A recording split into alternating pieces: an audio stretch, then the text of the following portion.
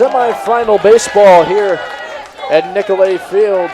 I'm Adrian, pitcher, alongside Joe Templin, my partner for the nightcap, the third of the three-game set. Maxwell Denny starts it off with a ball outside for Adrian.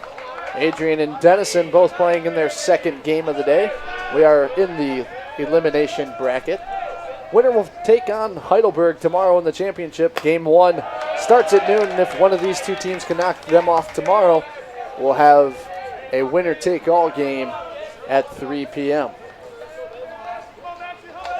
Leading off is the shortstop, Max Lawn, for the Big Red. He's 1 for 2 in the last game with a run, couple of walks. Puts him at 2 for 6 with 2 runs and 2 walks here in the regionals. Denny getting the nod for the Bulldogs here in the second elimination game that Adrian's playing today. He is the MIAA Pitcher of the Year. This is his 13th appearance, 9th start. He's 9-0 on the year with 1 complete game for a total of 55.2 innings pitched. Giving up 53 hits, 18 runs, 13 of them earned, 16 walks, and 51 strikeouts as he just walks along there to start the game. Brings up designated hitter Grady Payne. Payne was 0 for 3 in the last game against Heidelberg with a walk. Puts him at 0 for 6 with 2 walks on the tournament.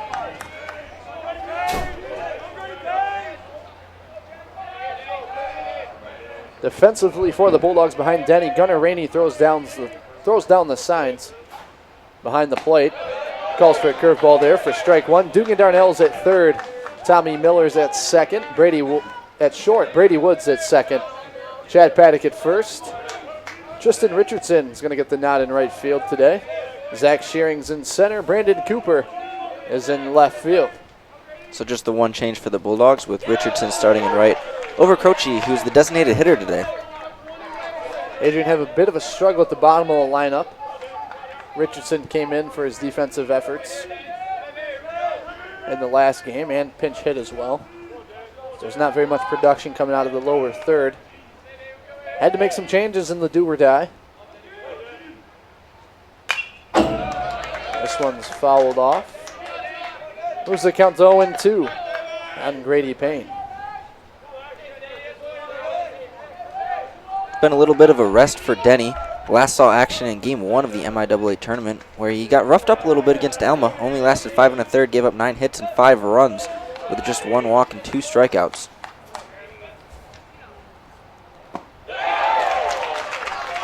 Swing and a miss for strike 3, and Maxwell gets his first strikeout of the night. Brings up right fielder Ty Robinson. He was 1 for 4 in the last game. 1 for 7 on the tournament. He's scored a run. Got his 1 hit in the last game, ripping a double down the left field line. A little opposite piece of hitting for the left-handed batter. Starts off with a ball in this at-bat. Pitch misses according to home plate umpire Corey Ray. He's joined with Joe Kimbrew out at first, and Mark Snyder is out at third.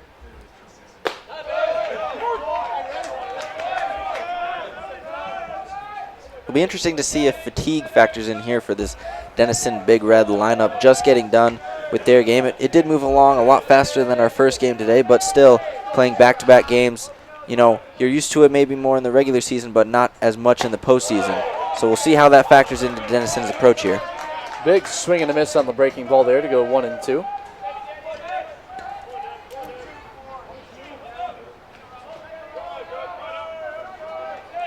We'll see how fatigue plays for Adrian as well, as they played the first of 3 today. That was a 10-inning affair with LaRoche before eventually knocking them off 6-4 to stay alive. So they have played 1, took a game break, and now back at it to where Denison still kind of in the flow. Muscles are loose. In this situation, you kind of want to jump out early. See if you can get ahead of a team who still might be a little tight, have to loosen up a little bit more. 1-2, sent back up the middle, past the diving Miller, and into center field.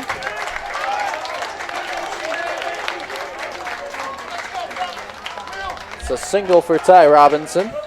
Brings up Will Krushina, the first baseman. He was 1 for 4 with an RBI, making him 1 for 7. He also has a walk to his name in the tournament. He hits in the 4 spot. Behind him is Brian McAuliffe. The third baseman hits in the 5 hole.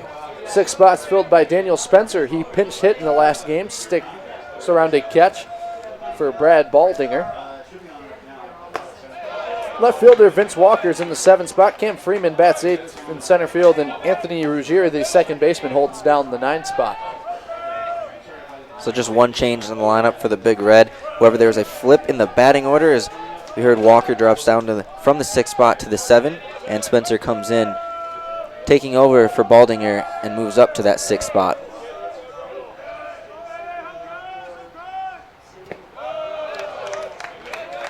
Zaman will bounce in to even up the count on Krushina.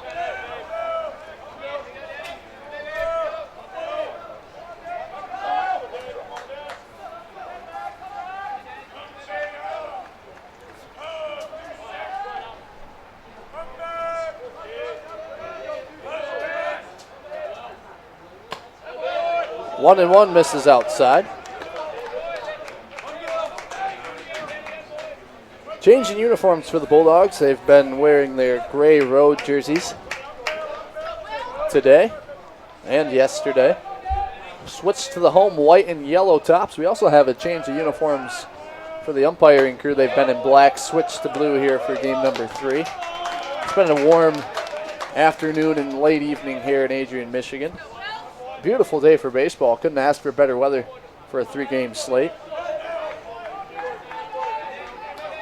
Very true. The sun has come out today, not so much yesterday. Rain stayed away. Hopefully we get the same tomorrow, but you never know in the state of Michigan.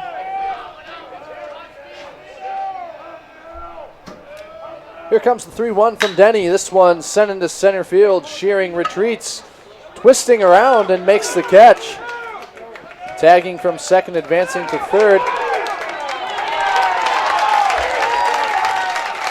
is Vaughn, and Robinson goes up to second. Just a lapse of concentration for the Bulldog defenders right there. You could hear the team calling for them to throw to second from center field. The smart play. Don't try and get that out at third because then you'll allow 2 runners to get in scoring position. Throw makes it to the cutoff. Miller at short, but no one's covering second, which allows Robinson to take the base rather easily. Brings up Brian McAuliffe, third baseman, 1 for 4, 2 for 8 in the tournament, couple runs and an RBI. And you're absolutely right, Joe. You want to split the runners there in the outfield. The one runner from second's going to third for sure, but if you can hold the runner at first, keep him on the corners rather than 2 in scoring position, you'll be a lot better off. Keeps the play at second alive if the ball happens to go up the middle infield here.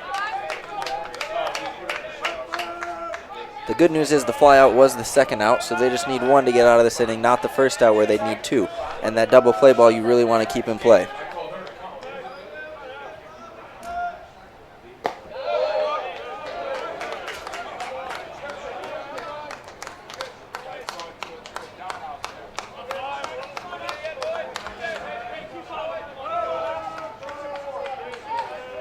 Counts 2-0 on McAuliffe, the third baseman. That one catches the corner to move the count to 2-1.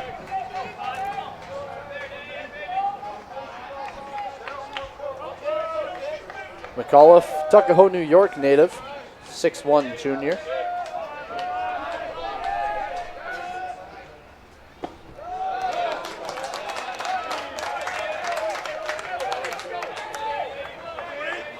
Got some power in his bat. 10 home runs on the year.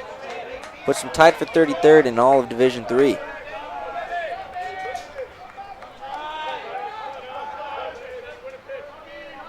The 3-1. That one misses. We'll load him up with Big Red. Brings up Daniel Spencer. Got his first 2 plate appearances in the last game.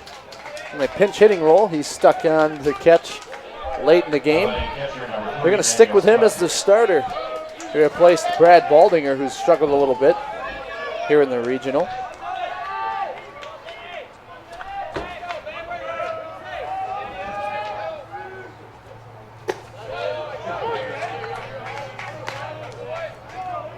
Denny gets ahead here, 0-1.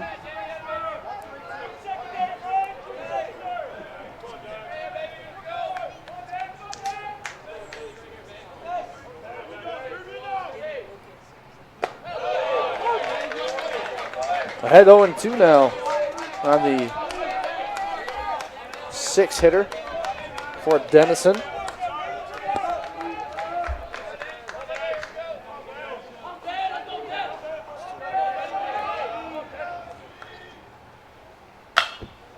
Weak grounder on the left side. Darnell's going to call off Miller.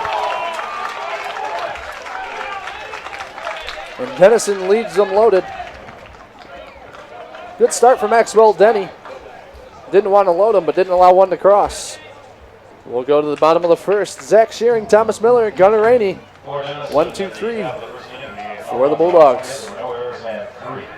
Schools offer academic scholarships instead of athletic scholarships. This really puts the focus that the student athlete needs to maintain that GPA. I did receive a non-athletic scholarship upon entering school. I got the presidential scholarship, which was huge for me. I think there's more opportunities for academic scholarships in Division III. A lot of people pick schools just based on the sport and don't get that experience. Being a Division III athlete and developing my leadership skills has definitely put my name out there and helped me get more recognition on campus, but more recognition nationwide. I did win the Jostens Trophy, which is based on leadership, academics, and then how well you do on the court. I'm also the Schwartz Scholar of my class. Schwartz Scholarship is basically a scholarship that is given to a student who's identified as a likely leader. At the end of the day, it won't matter how they play on the field, it will matter how they do in the classroom.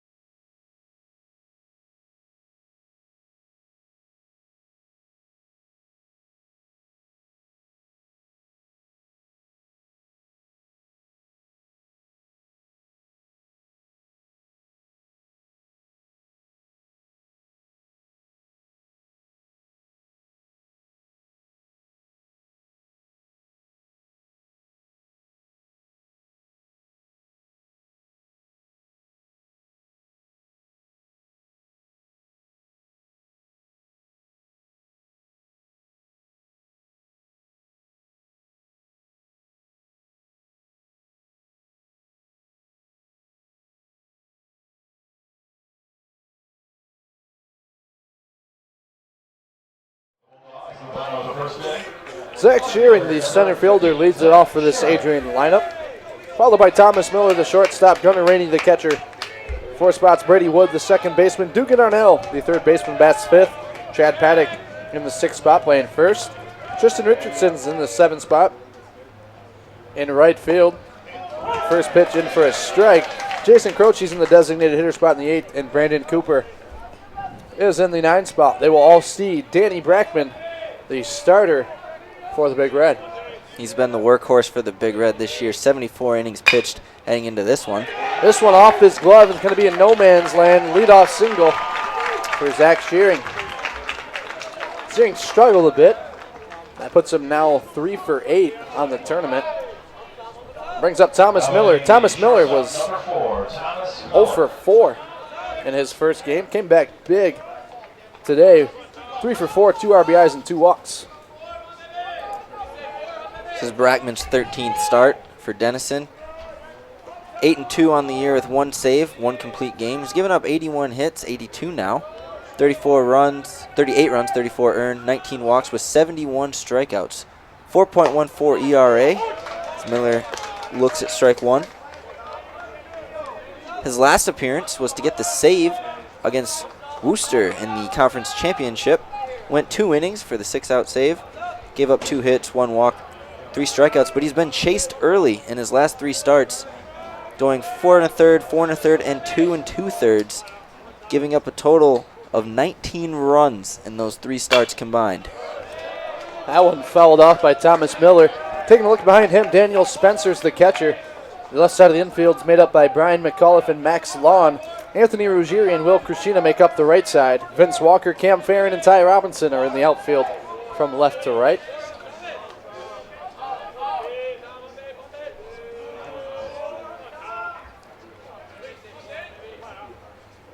Oh, 2 on the Bulldogs shortstop.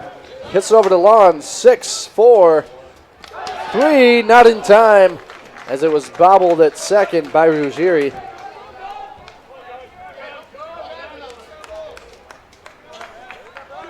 Yeah, that little bobble cost them the double play and clearing the base passes. Miller's able to get safely aboard for Rainey, who's hoping to figure things out after a rough morning game. He's been a little inconsistent here in the regionals. Huge game in game number 1, 3 for 4 with a run, RBI, and a walk. Came back with an 0 for 6 today, making him 3 for 10 with a run, RBI, and walk.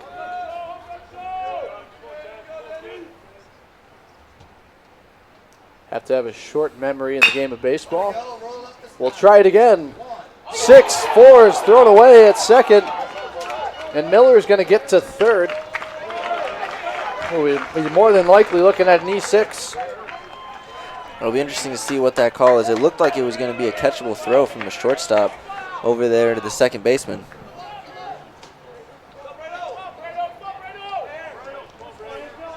Apparently the statistician for the game is a little kinder than we are.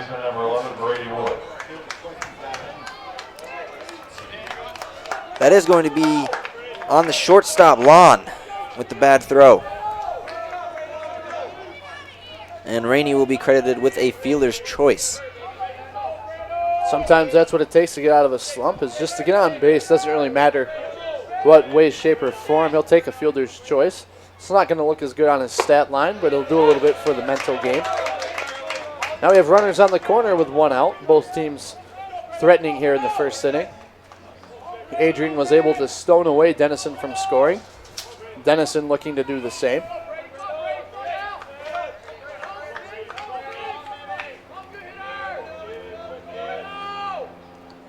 Here's the 0-1 from Brackman, fouled off by Brady Wood, the second baseman. He was 1 for 4 this morning. No, this afternoon. RBI and a walk. He makes him 2 for 9 on the tournament with a couple of RBIs. Base hit here could give him another.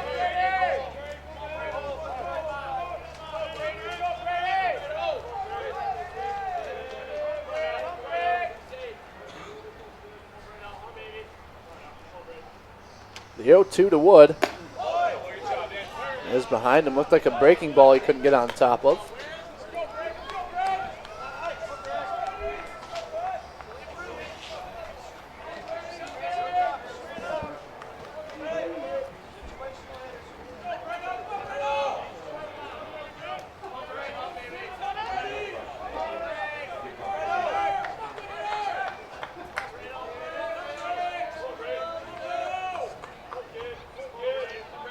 The 1-2, breaking ball, got him swinging. The struggles continue for the 4-hitter. First strikeout of the day for Brackman. And just the 10th on the season for Wood at the plate. Brings up Dugan Darnell. Talking about a struggle, he was 0 for 4 this afternoon. Makes him 1 for 8 at the plate. He did manage to tally the win as a pitcher. Came in with a save opportunity, blew the save. But his offense came up clutch, let him go out in the mound in the 10th with a 2-run lead, and he was successful that time at shutting the door on the Redhawks. He looks at the first pitch for a strike.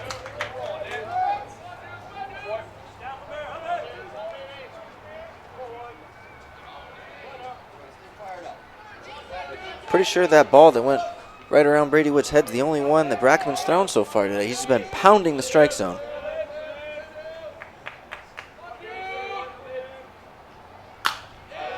That one fouled away. Has a lot of faith in his defense, as he should. His defense plays very well behind him. They blanked LaRoche. in the first game, lose a 2-1 heartbreaker. In the game before this, they've only given up 2 runs in 2 games. Why not pound the strike zone when you got a defense like that? I'm just going to keep the hitters honest in those 2 strike counts. They're going to have to swing more instead of laying off those pitches.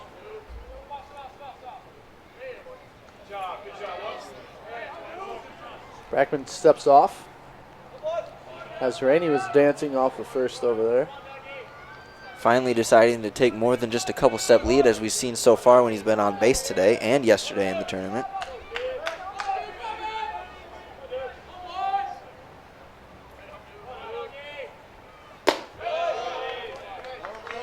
That one misses outside for ball 1. Looked like it could have potentially been a pitch out scenario there. Seemed like the catcher Spencer was up very quickly to get that ball.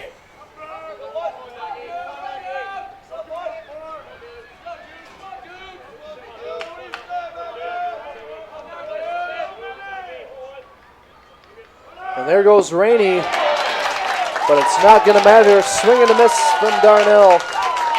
Back-to-back strikeouts to end the first. Adrian gets runners on the corners. And just like Denison, can't bring him in to score. 7-8-9 due up for the Big Red in the top of the second.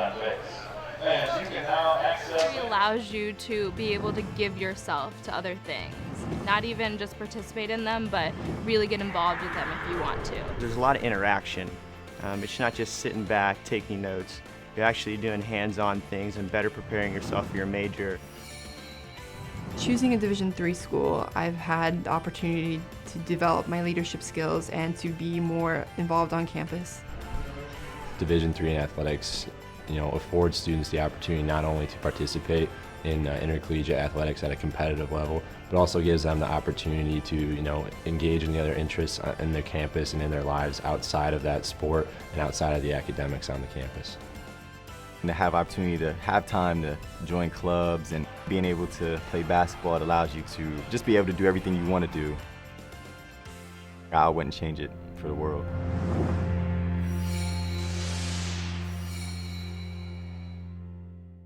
Division III allows you to be able to give yourself to other things. Not even just participate in them, but really get involved with them if you want to. There's a lot of interaction.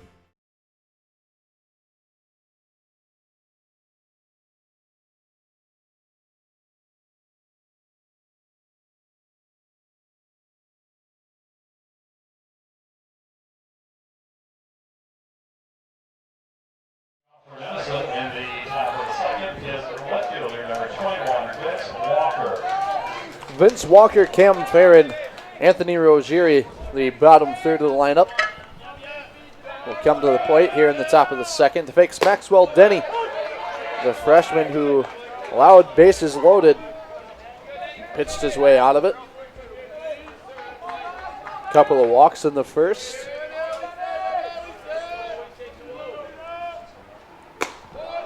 This is his first postseason appearance here in the regionals. He pitched 1 game in the MIAA tournament. Could be a little bit of nerves setting in at first. Yeah, I think definitely, especially, with the fact that he didn't have as strong of an outing as last time out, which was another tournament, the conference tournament. So really, he's just going to want to get that outing past him. As you said, short memory, settle into this one. It's a new game, new slate. What can you do for me on this one? It's no small situation either for the freshman. You win, you go into the regional championship. You lose, you go home. Big stakes in this game.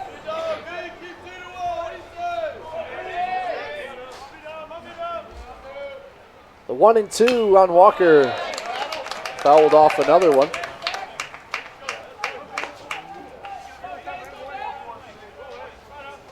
Walker went 1 for 4 in the game that just happened. Couple of tough strikeouts. One in his first at-bat there in the second inning. Caught looking with a pitch he thought was a little bit low as he sends one back near the broadcast booth. How'd you like that one? Kind of glad the netting was there. Got a little jump out of you there. That's what happens when you're looking down at your stat sheet and you hear something happen. I've been caught a couple of times as well. Another one gets Walker looking. His second strikeout for Maxwell Denny. First out of the inning. Brings up Cam Fair in the center fielder. He was 1 for 4 against Heidelberg. 1 for 6 in the tournament.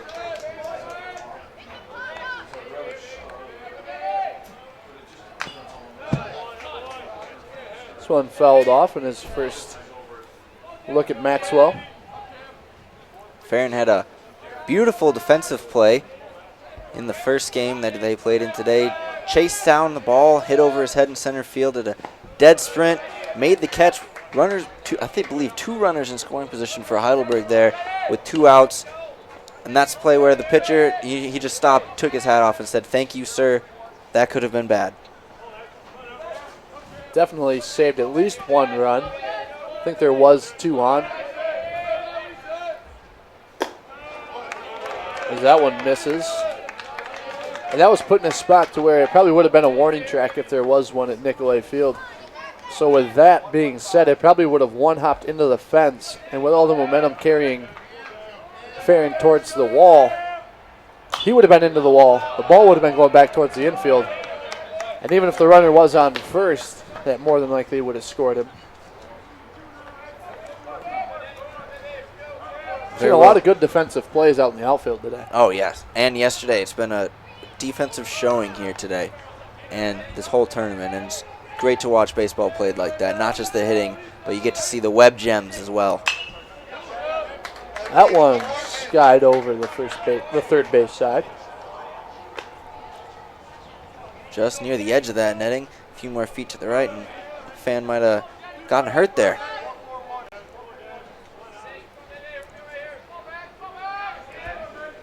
Counts 2-2 on the center fielder. This one skied the shallow left center. Cooper's going to be there to make the play. 2 quick outs now for Denny. He's starting to settle into this one. Brings up Anthony Ruggieri. 0 for 5 with a walk in the tournament.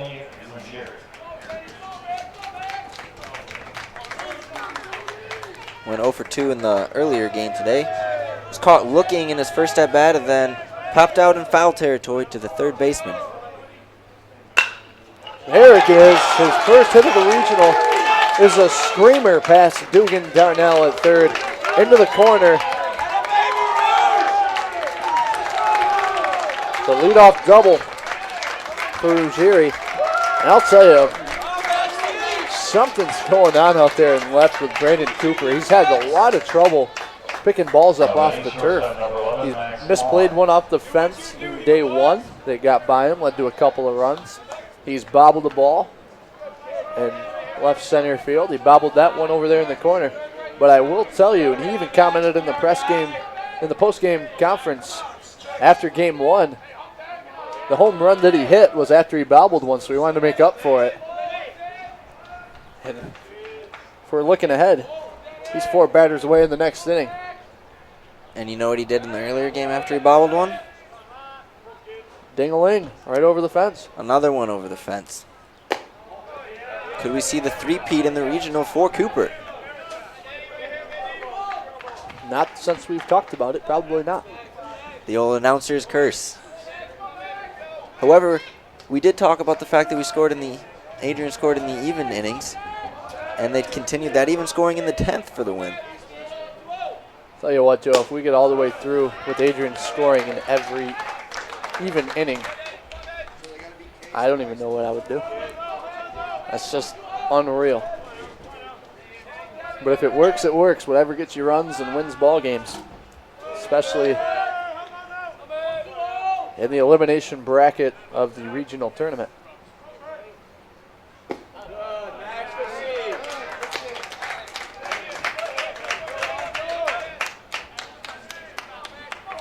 Lon looking to draw his second walk of the game, drew a 5-pitch walk to lead things off.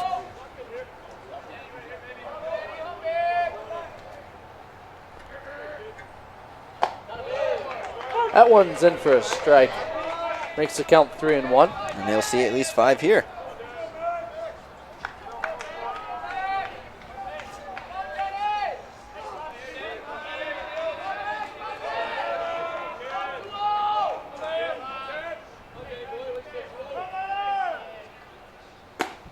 Breaking ball, 3-1 in for a strike. Runs the count full.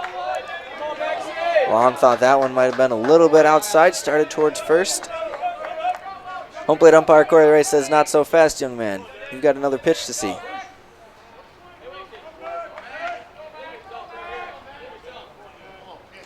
Counts full, runner on second. We have time called.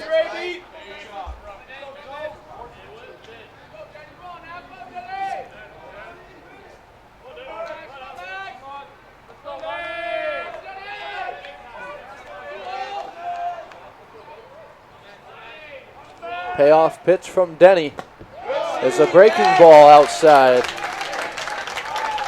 2 quick outs.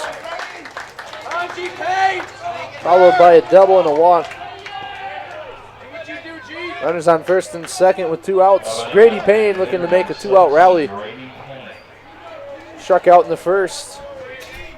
It's 0 for 7 now in the tournament.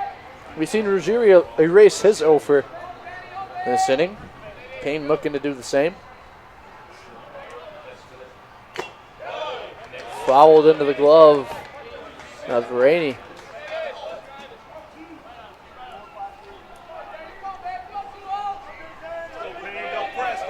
Don't press. Let's go. Payne was just on the one time in the earlier game, drew a walk in the 8th inning, made it all the way to 3rd, but did not come around to score. Would have tied the game up as Denison got their lone run right before him when Lon came around to score.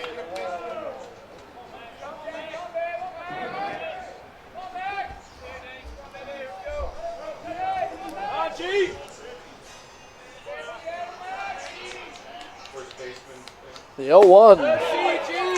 It's going to be a strike on the swing. Called by Corey Ray. Just couldn't hold up there. Good breaking ball by Denny, falling off into the dirt there.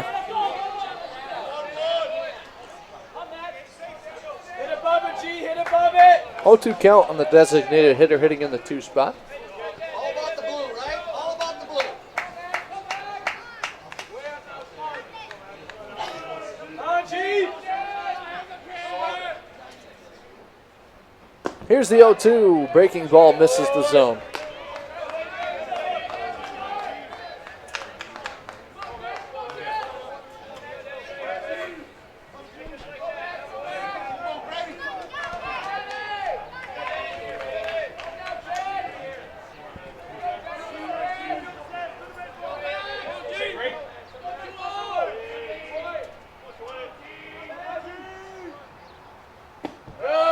Another breaking ball misses. That evens the count 2-2. You ready, Grady? You ready, Grady? On, G, baby. Turn up, man. Right here, Mac.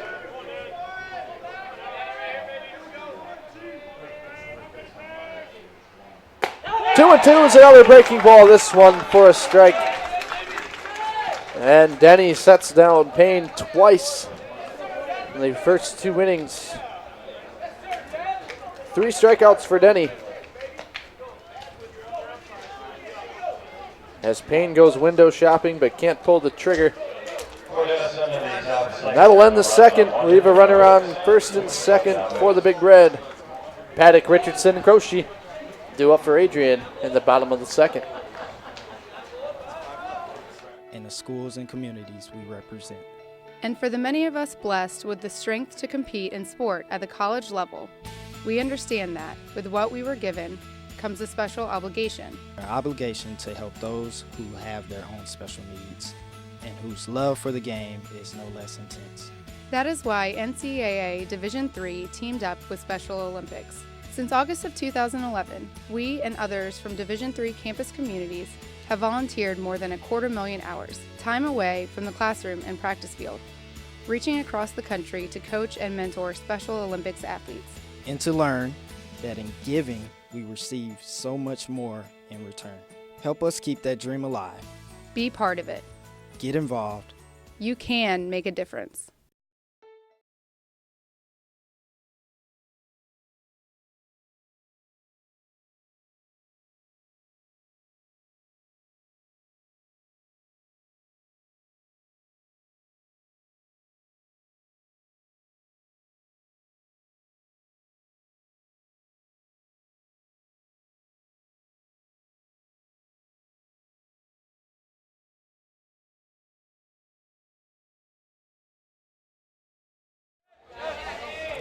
Chad Paddock, the first baseman, set to start off the bottom of the second. 1 for 7 in the tournament, 0 for 3 in game number 1 today. Tristan Richardson and Jason Croce to follow. And now we have 2 0-fers eliminated. Chad Paddock finds his way in for a double.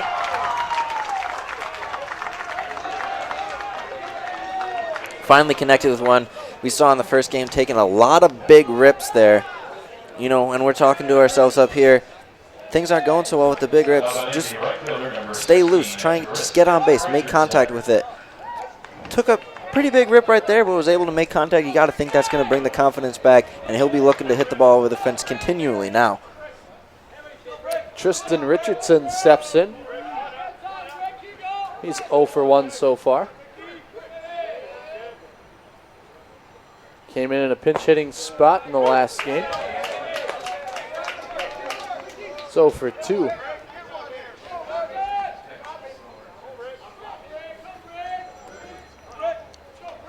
After pinch hitting game number 1.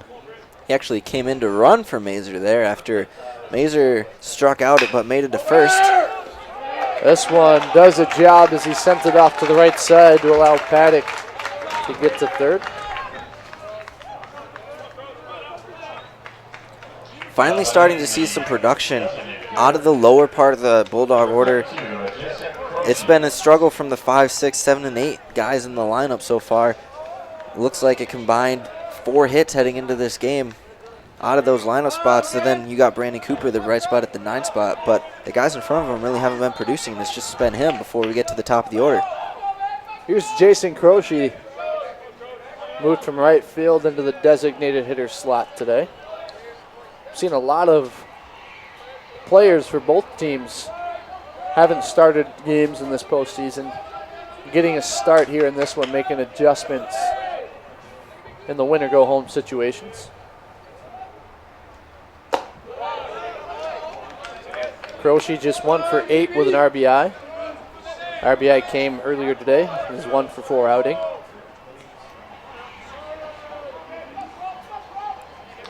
Hit that triple over the right fielder's head. Then we noticed that the right fielder was playing in after trying to get some clarification as to why there was the runner on first after he made the out on the catcher's interference and didn't go back as far as he needed to, and Croce was able to send it over his head, drive in the run, and take third.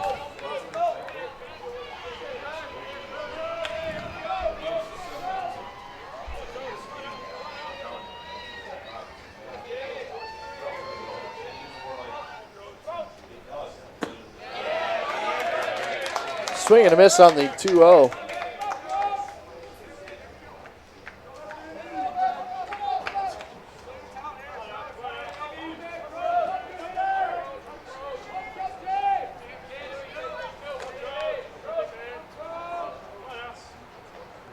Here's the 2-1 outside from Brackman.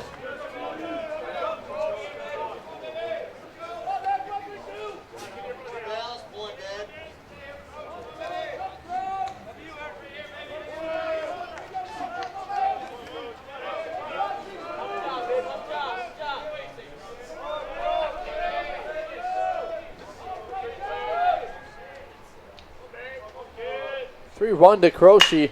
This one sent into the outfield in center field, making the play is Farron, but he can't get enough on it to stop the run from scoring. And a sack fly recorded for Jason Croce.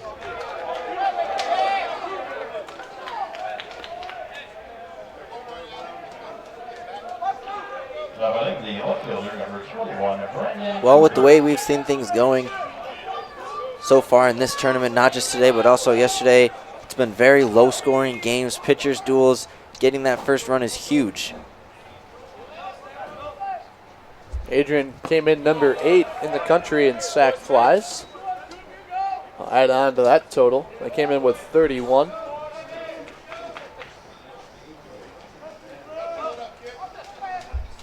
Capitalizing on the little things, that brings up Brandon Cooper. He's been seeing the ball very well.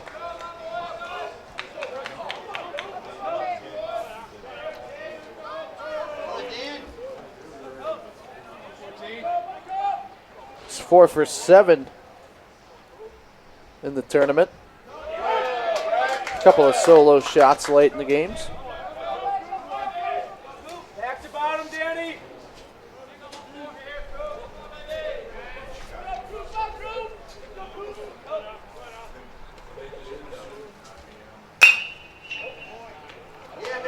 Sliding stop by Ruggieri. Throw to first is in time to retire the side. But not after a run scores for Adrian to break our 0-0 tie. 1-0 going into the top of the third. Robinson, Krushina, and McAuliffe due up for Denison. Stop to make sure someone is okay. Get in the way and disrupt the situation. Notify an authority. Get someone a car. Or walk them home safely. We can change the language around rape. We can make campuses safer for our teammates, our friends, and our classmates. We cannot be bystanders. Taking action isn't always easy, but it's on us to intervene. Because we can. Learn more and take the pledge at itsonus.org.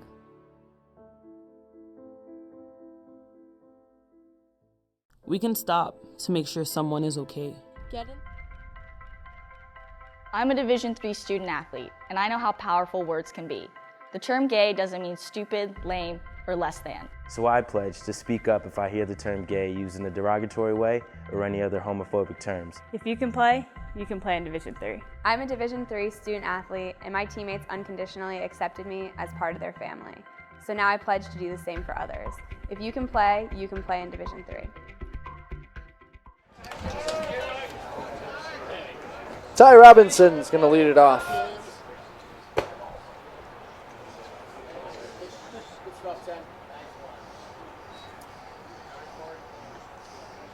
So that one seemed to catch the umpire there. Rainey's going to go give him a break, talk to the pitcher. Maybe some confusion there on what the pitch was. Well, Ray seems to be all right. He's going to stay in. He's tough. You know, umpires take a lot of shots there behind the plate. You gotta be tough to stand back there.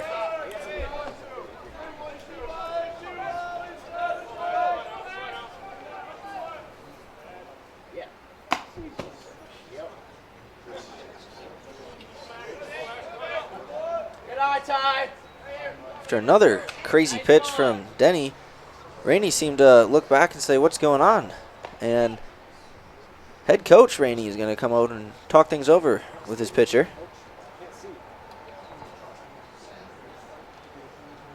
Clear miscommunication between pitcher and catcher.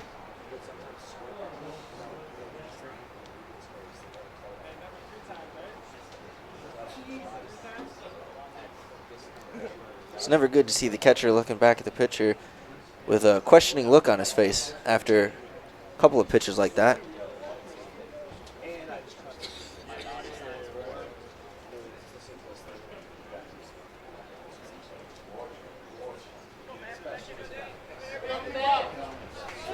So Denny and the Rainies conclude their conversation.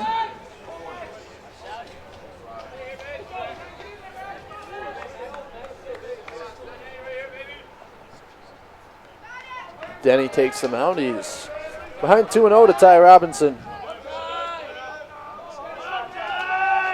He had a single back in the first.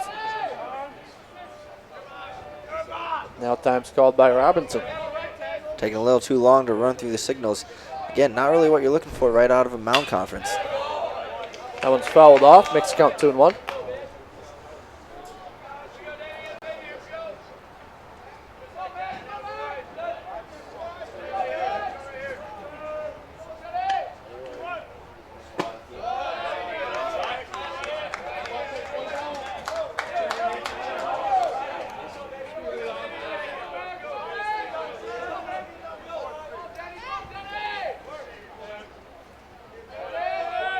The 3-1 from Denny. This one driven into right field. And Richardson retreats to play it on one hop. Leadoff single. Second of the day for Robinson. He took a wide turn there at first. Looks like he thought about trying to take second there as Richardson was taking a little bit of time to get that ball in. And back in the first inning, Robinson was the one who took second on the miscommunication, trying to get the ball back in from that fly out to center field. So some heads-up play there by Robinson on the base pass so far today. Will Krishina steps in. First baseman flew out to center in his first at-bat.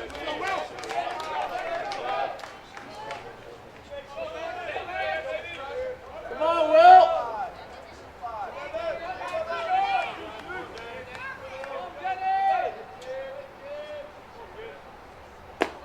Breaking ball stays at the top of the zone.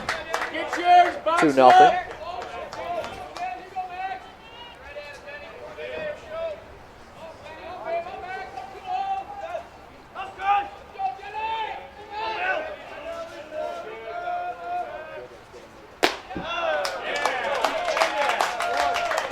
That one stays high as well.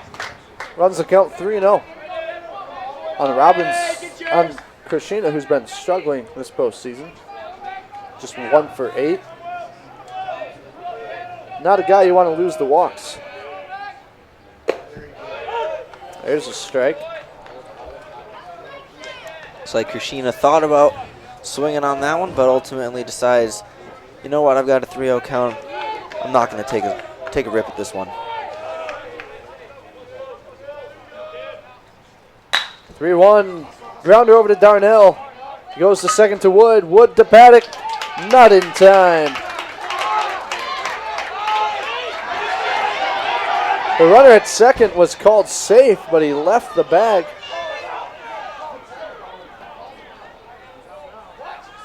Oh, actually, so he was called out at second, but the umpire was saying it was a legal slide into second. It did slide towards the second baseman, or the player's feet there, but that there's the umpire signaling that it was a safe slide. I actually have never seen that one before. I haven't either, and I don't know that it's necessary, as it just caused quite a bit of confusion for everybody.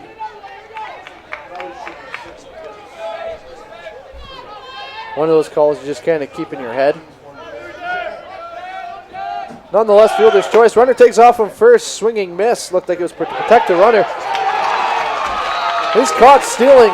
You have to wonder if the turf caused that one, because that slide was awkward. Instead of keeping momentum going, he really didn't have to pull up and take away the left arm, and that didn't allow him to get his right in. And a fortuitous bounce on the throw from Rennie. One-hopped it over there to Miller.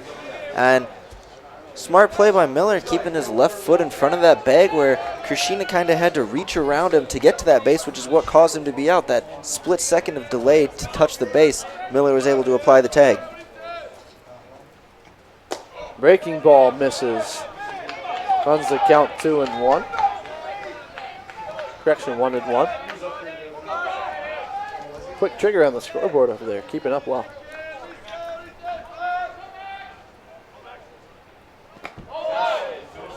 Hesitant swing. Makes the count 1-2. Flush it! Come on, Brian! It's the second time Krishina's been caught stealing today, as he was thrown out trying to swipe second in the second inning of the Denison game against Heidelberg. That breaking ball misses, runs the count 2-2. But that one was more of a pitch in the dirt. Catcher didn't necessarily know where it was, but that arm of Ochoa that we touched on yesterday was able to get him down. Big swing and a miss there. For out number 3. The 4th strikeout for Maxwell Denny. For Denison of the top of 30, no runs on 1 hit, there were no errors, and no one was left on base. So we'll see the top of the lineup. Bottom of the 3rd, Adrian leads 1-0. The winner goes to the championship. Loser goes home. We'll be back for more regional baseball here on ACTV. Division III schools offer academic scholarships instead of athletic scholarships. This really puts the focus that the student athlete needs to maintain that GPA. I did receive a non-athletic scholarship upon entering school. I got the presidential scholarship, which was huge for me.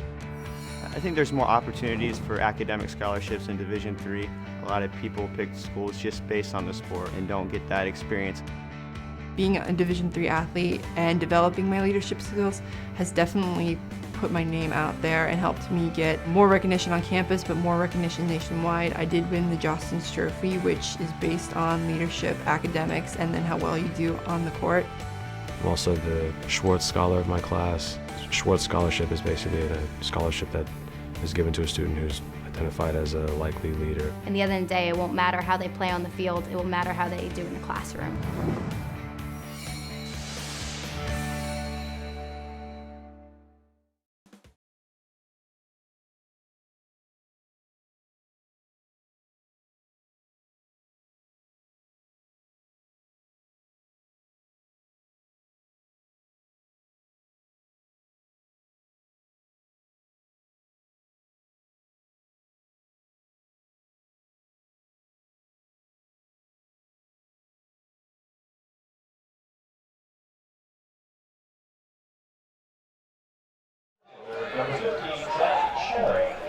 Zach Shearing, Thomas Miller, Gunnar Rainey, 1, 2, and 3. Due up bottom of the 3rd. Hanging on to a 1-0 lead after Chad Paddock led off the 2nd with a double. Worked his way around to score.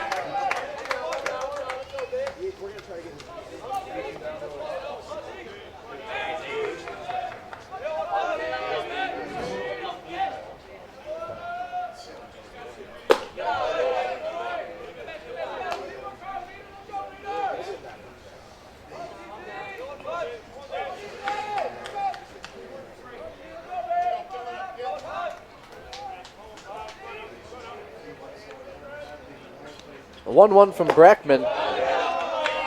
That caught Shearing on the arm.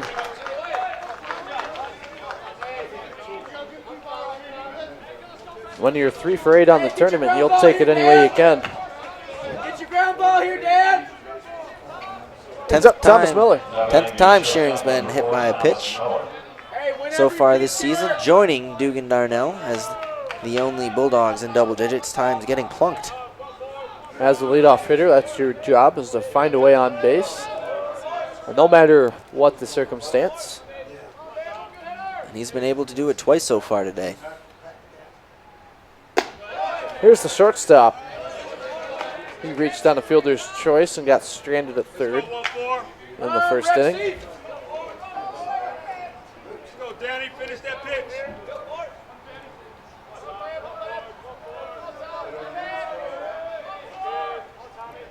Miller was able to beat out that grounder to short that took out Shearing in 2nd and looked like it could have been a double play. But Miller just too quick for the Big Red defense that time. That one was in the turf. 2-0 the count. Come on, Danny B. Let's go, baby.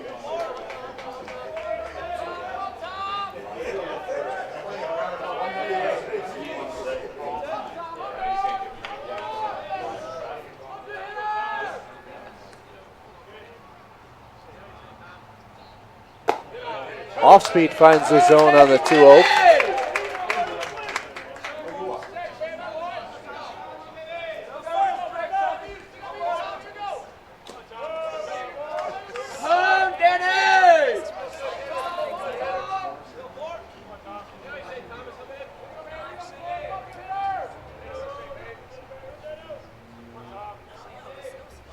Brackman's 2-1s fastball fouled off. Baby, Danny B.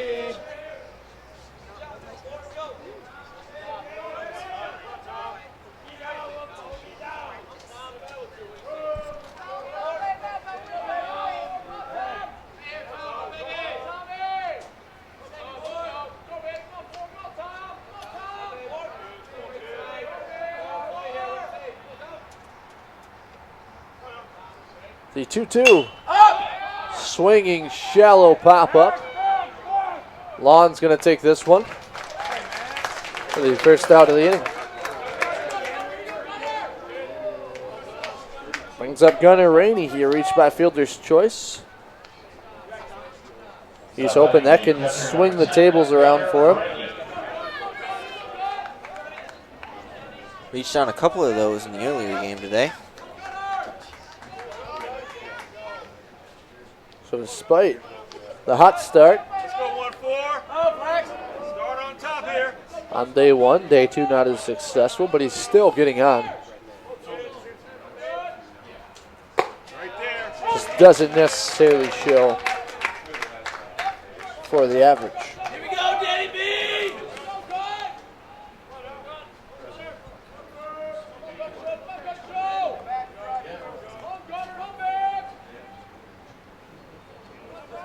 Home now, Flub. Flubber. Roll me over. Out. This one fouled out of play.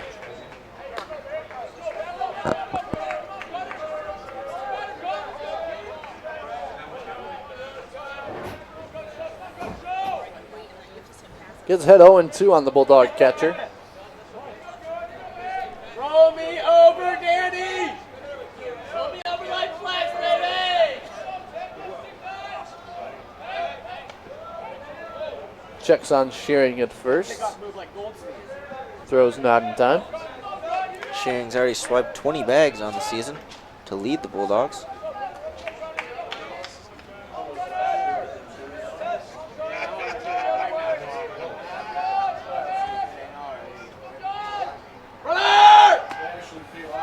Shearing takes off for second. Throw not in time. I play catcher. I would know. He stepped across the plate. I mean, he stepped across the plate.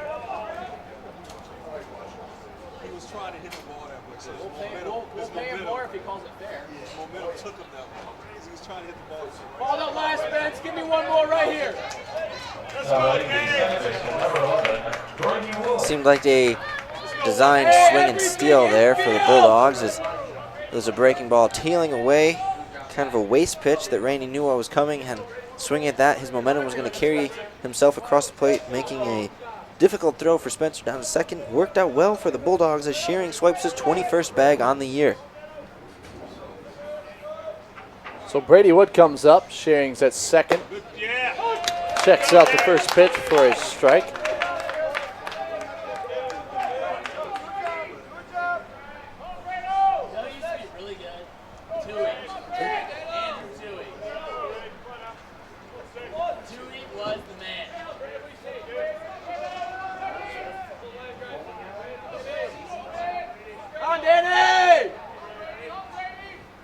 Here's the 0-1. Fouled right back behind the plate. Count runs 0-2. Second time in a row, Brackman's taken an 0-2 count on Bulldog batters.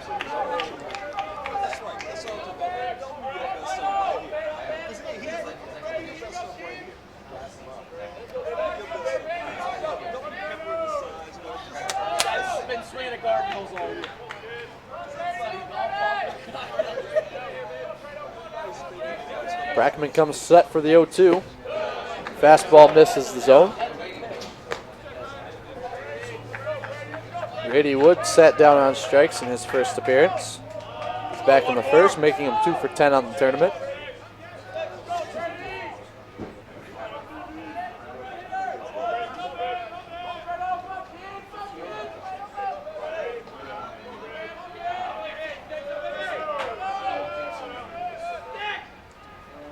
The 1 and 2 up the middle. Sharing rounds third. He's going to come home to score as the throw's cut off. Adrian increases their lead to 2-0.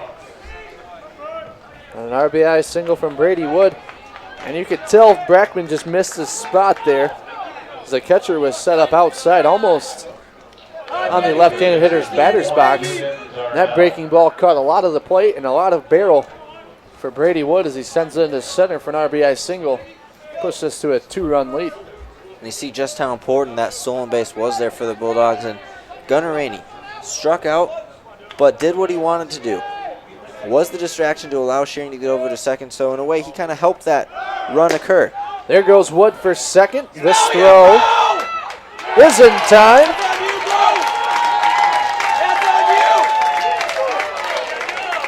And Wood is caught stealing to retire the side.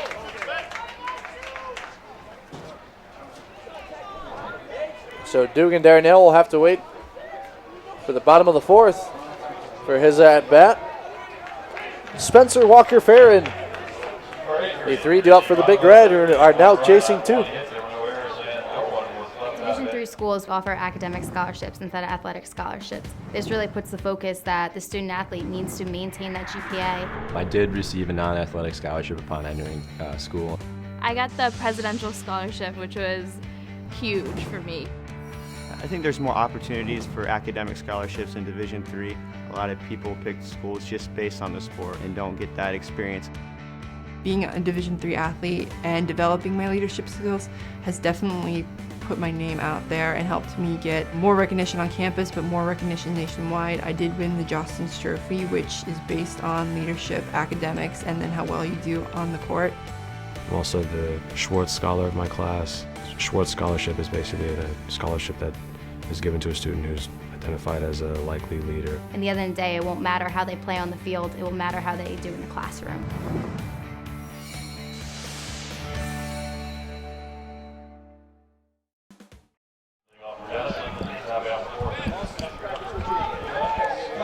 Catcher Daniel Spencer, followed by Vince Walker and Cam Farron. Let's go green! Due up in the top of the fourth. Started off with a ball for Maxwell Denny.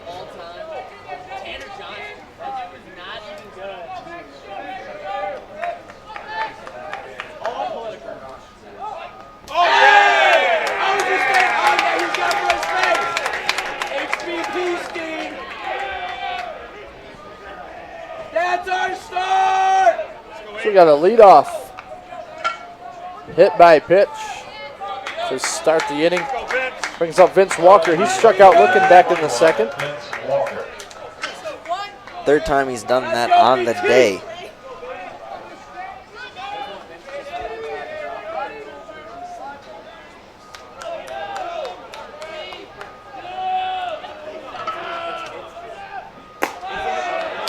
This one left upstairs by Denny.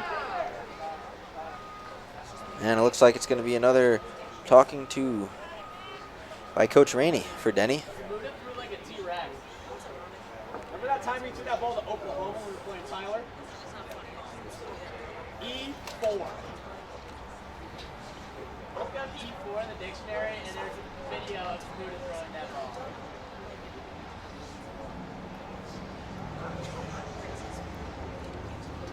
So there's no arm warming up in the Bulldog bullpen.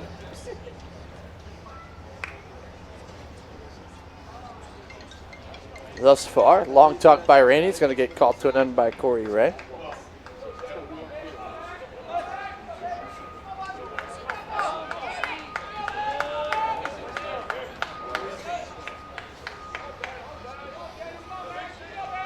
Come, baby, Vince! I need some meat here, Vince!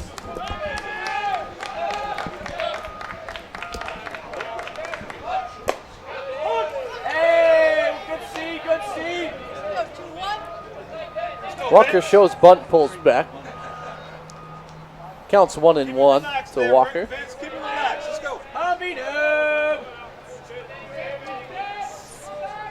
Walker does have good bunting ability. We saw him put down that RBI bunt single in yesterday's game. Baby, BT!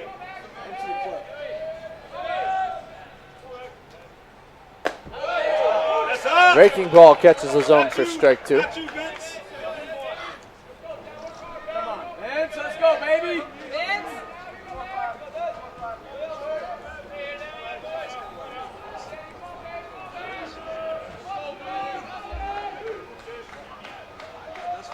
Then he comes set, checks the runners at first. Breaking ball up the middle. Thomas Miller, another leaping catch, and just about caught the glasses with it. Yeah, we saw him make a very similar play to that in the first game. He was able to double off the runner at first in game 1. This time, unable to get the second one, but good on him for stopping that one from getting the outfield and getting 2 on with no outs. Brings up Cam Farron.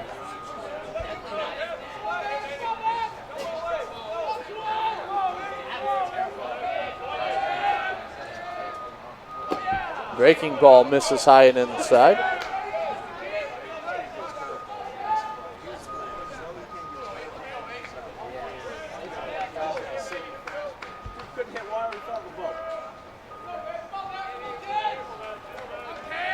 Farron has struggled so far. He's 1 for 7 with a walk.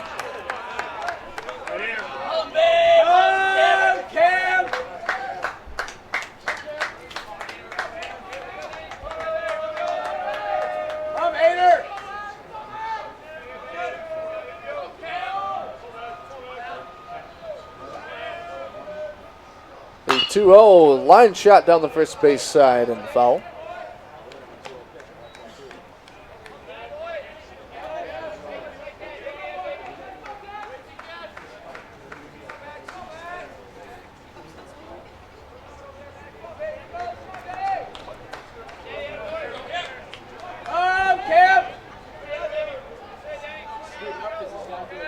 Then he comes set on the 2-1. Breaking ball, slow grounder to Paddock. He fields it, steps on 1, throws for 2, throws too high. Looked like it might not have made it there in time. Spencer showing off a little bit of speed on the base paths there.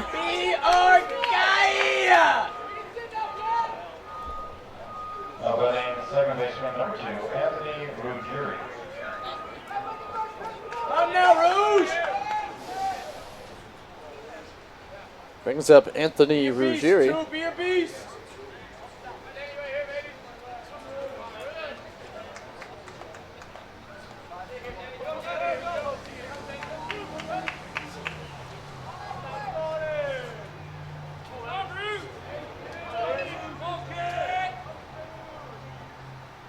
Another breaking ball to start the at-bat. He can't get on top of it.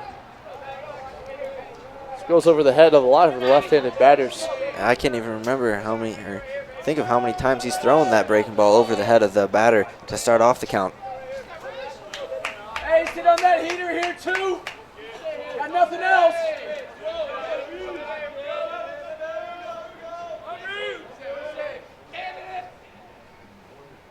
There's the fastball. Looper into shallow left center. And Shearing can't get to it. That's going to bring in the run from second. Off the leadoff hit by pitch.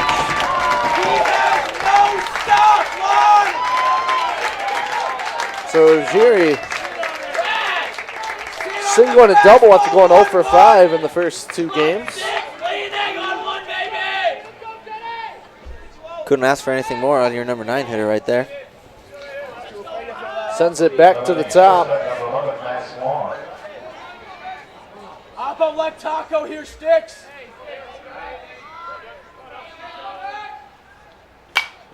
This one fouled off. Hey, get your pitch right here. 1-1. A couple of walks for Max Lawn. He does not have an at-bat so far. Nothing but a fastball. 1-1. I hope Kevin calls the game. Where he's going? I got a condo in his head. Disney World, number 10. Might start a family too. We're sick. There's the breaking ball in the same spot. That heater 1-1, sit on it. Let me guess. Fastball, baby. Elbow leg taco, Lon. Read the wristband. We know it all says fastball.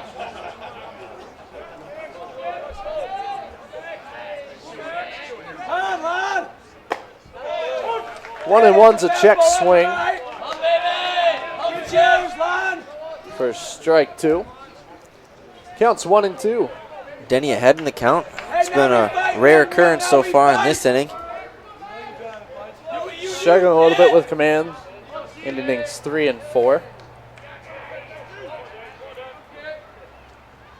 Still can't get on top of the curve. Runner takes off. He dropped the baseball. Throw from Rainey's not in time. Get there next time, Ted.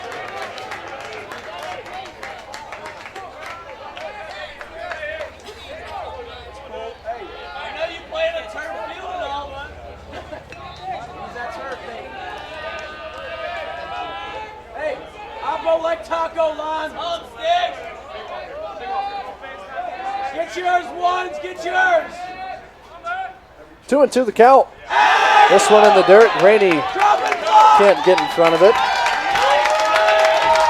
Count runs full. Tying run gets to third. There are some arms warming up Get yours, Lon. in the Bulldog bullpen. Come, babe, sticks. Denny just lacking the control pretty much at all right now.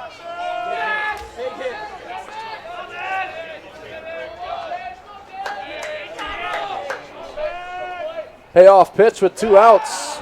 That's a ball. And another walk. Can't find the zone, one. Drawn by Max Long. Come on, 17. I need an 80% swing here, kid. We don't need a hitter number 17, Grady Payne. So Grady Payne's going to come up to bat. Gunnar Rainey's going to go out and have a talk. Calm down the freshman. Try to get out of the inning. Looks like that one actually bounced in and hit Lon on ball 4 to give him over to first. Put runners on the corners for the Big Red with 2 outs. Grady Payne looking to do some more damage. I guess if you're going to walk him with a full count, you might as well make him feel it. Come, baby G. That one misses low. Right here, G. Get yours. Find some green, G. Get yours here, G. Pay. Get that down angle, baby, all day. 1-0 is a breaking ball that finds his own first strike.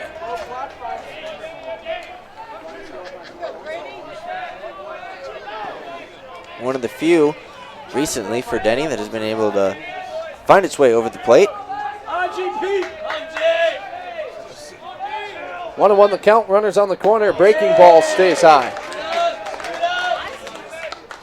Counts 2-1.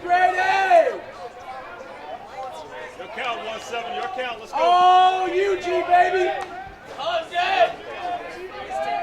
Be a dog.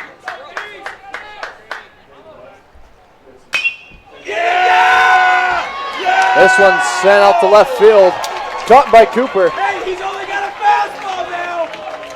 And that's going to retire the side.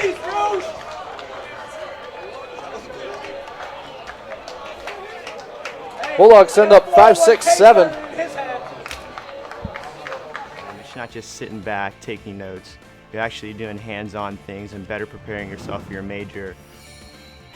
Choosing a Division III school, I've had the opportunity to develop my leadership skills and to be more involved on campus. Division III in athletics, affords students the opportunity not only to participate in intercollegiate athletics at a competitive level, but also gives them the opportunity to, engage in the other interests in their campus and in their lives outside of that sport and outside of the academics on the campus. And to have opportunity to have time to join clubs and being able to play basketball, it allows you to just be able to do everything you want to do. I wouldn't change it for the world.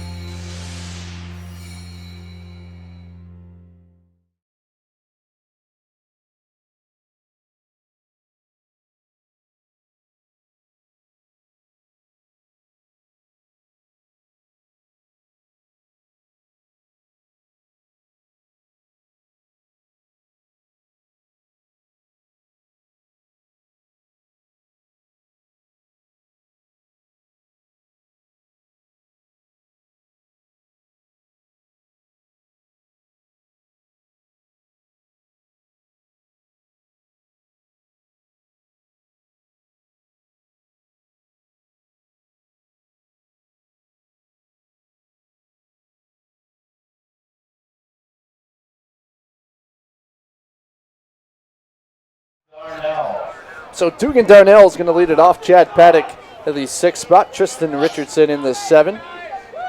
There, the 1, 2, 3 due up.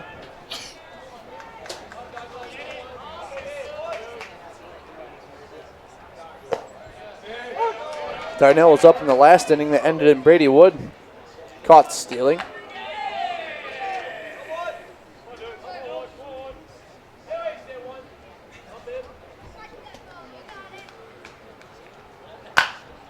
This one grounded back to the pitcher. Brackman's able to knock it down and control it for out number 1. He's going to bring up Chad Paddock, a big double that came around to score. Back in the 2nd, started off the scoring for the Bulldogs. Quick glove hand there by Brackman to be able to knock that one down. Don't necessarily need to snag it when you're that close, and it's hit that softly. Just keep it in front of you. Make the easy play.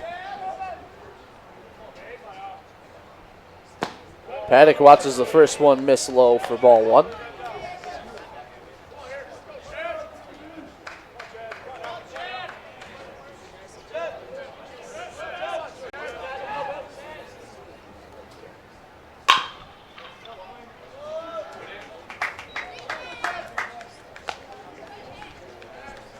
Paddock rips that one foul down the left field line. Pushes the count to 1-1.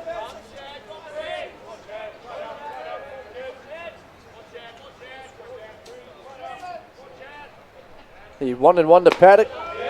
Misses low.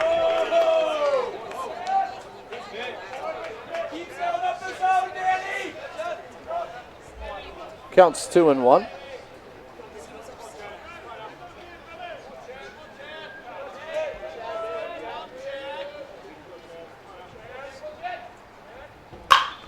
This one shot down the third base side and foul. Another one ripped down the line by Paddock there.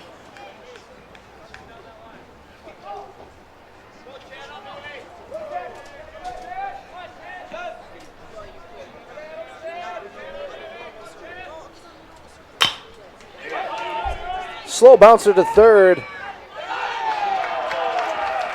There's going to be no throw. Paddock makes it to first. That was going to be a tough play there for McAuliffe. Smart decision, just eat the ball instead of making a bad decision and throwing it away that could allow Paddock to get to second. Paddock was hustling down the line. First baseman, a little bit of giddy up.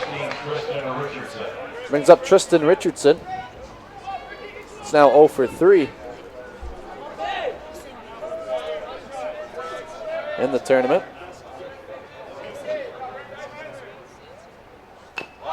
Tries to lay down a bunt. Can't. Again, we see the Bulldog batters struggling to get those bunts to move those runners ahead. I think Richardson trying to do a little too much there as he looked like he was trying to bunt for a hit rather than trying to bunt Paddock over to second. He was taken off a little bit by of the time he made contact. Drag bunt you see in softball games.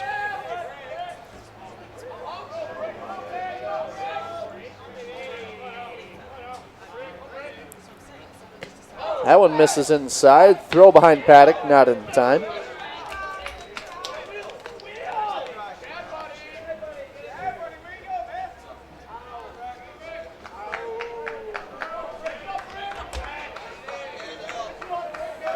Count moves to 1-1 on Richardson.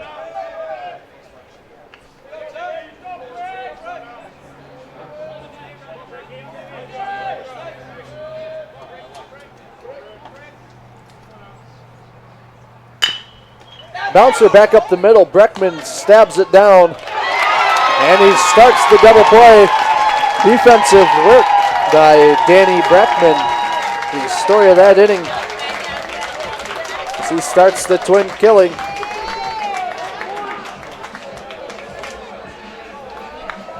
Quick 1-2-3 for the Big Red.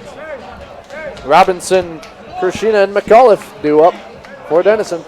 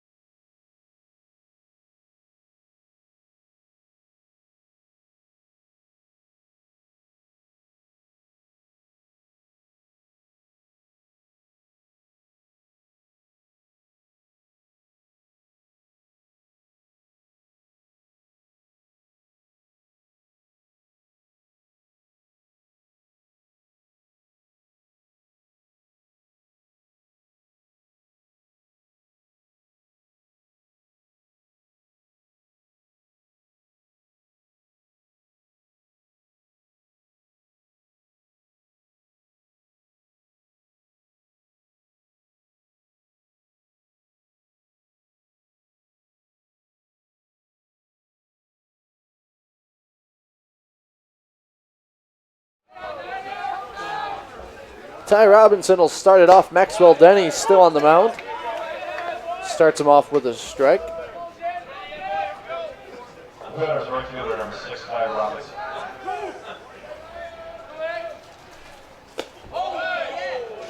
That one misses to run the count even, 1-1.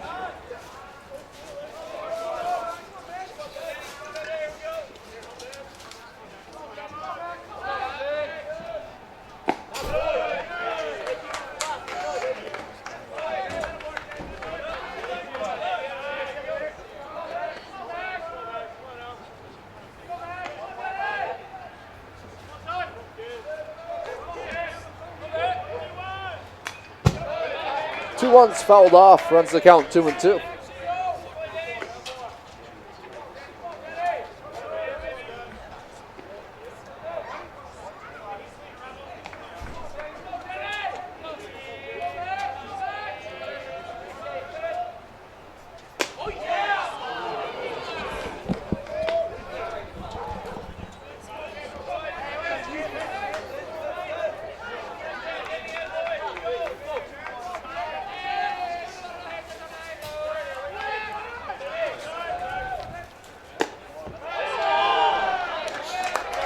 So another leadoff walk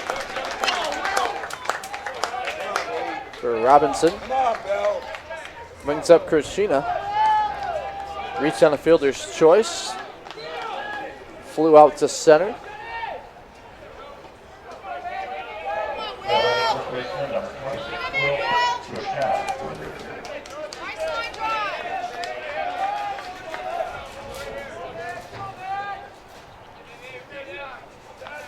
The one positive Denny can take from that at-bat, though, is he did find that first pitch strike.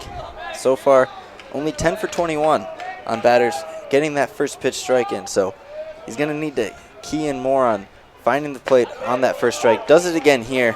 2 in a row for Denny. Haven't seen that in a while for him. Come on, Bill.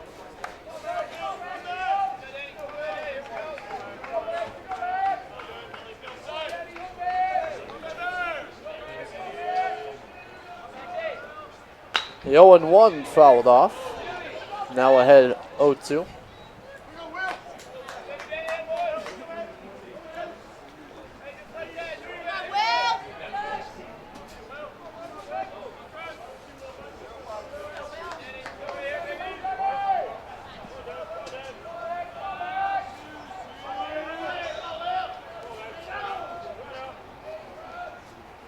The 0-2 jammed him on the inside, gets a roller to second. Wood to Miller. Throw's not going to be in time for 2. Throws a slow roller out to second base. Another fielder's choice for Kushina.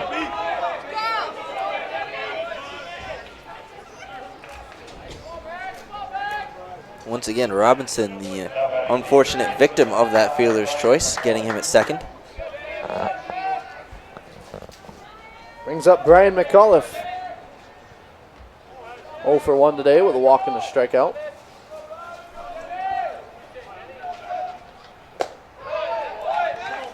Big swing and a miss to go behind 0-1.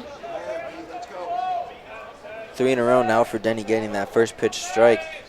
On the opposite side, Brackman, 12 out of the 16 batters he's faced, he's gone up 0-1 in the count.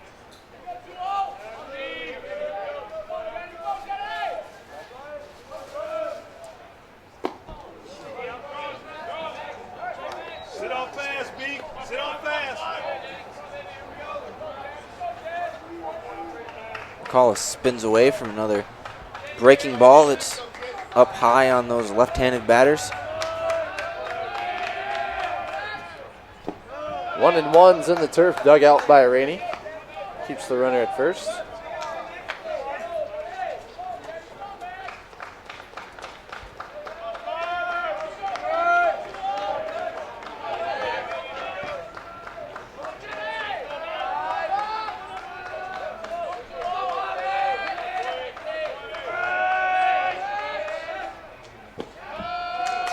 Denny checks the runner, fires a fastball in the dirt. Counts 3-1.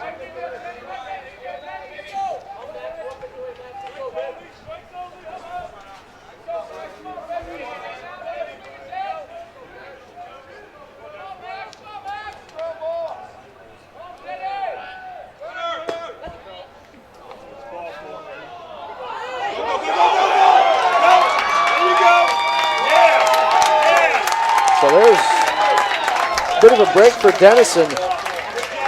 Runner took off on the 3-1 count. Ball in the dirt for ball 4. Rainey throws it down to second. Gets by Miller and allows Krushina to go from first to third on the walk.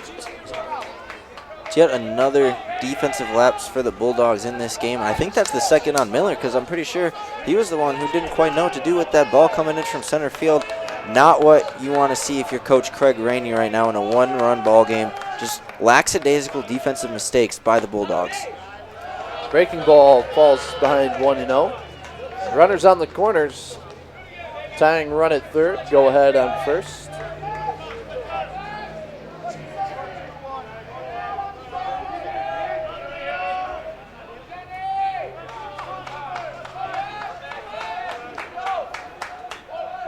Shows bunt, pulls it away.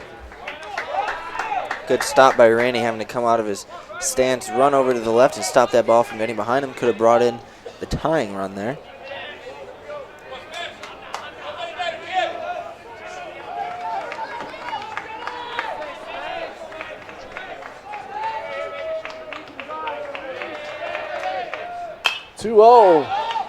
Skied out of play.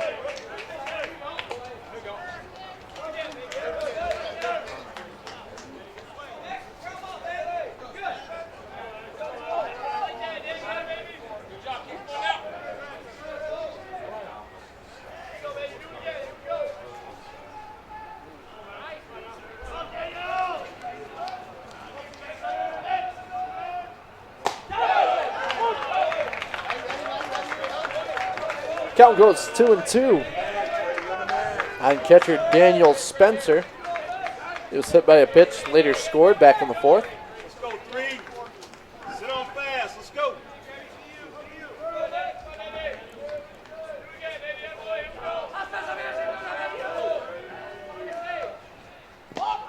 That one's in the dirt, Rainey. Snagging that one is Denny's control. Really getting away from him in middle innings. Rainey's had to come out of his stance a few too many times for the liking of Bulldog fans, and I'm sure the Bulldog coach is here today. Counts full with 1 out. We'll more than likely see the runner from first take off. He does. Pitches ball 4. Coach Rainey's going to come out of the bullpen. That might just do it for the freshman who's had a tough go at it here in the middle innings. And yep, Rainey gives the signal to the bullpen, and that will be the day for Maxwell Denny. So we'll find out who the new pitcher is. And we'll come back on the other side of the break, give you his information. He's going to be in a jam. He comes in with bases loaded, with his team clinging to a 1-run lead. We'll be back here on ACTV.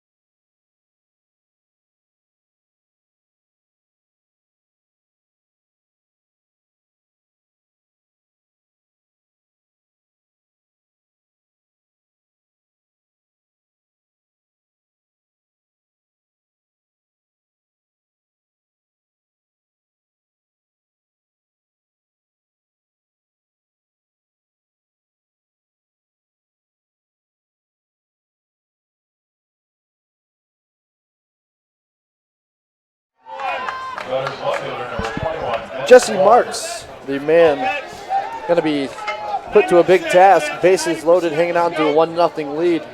Ideally looking for a strikeout or a double play.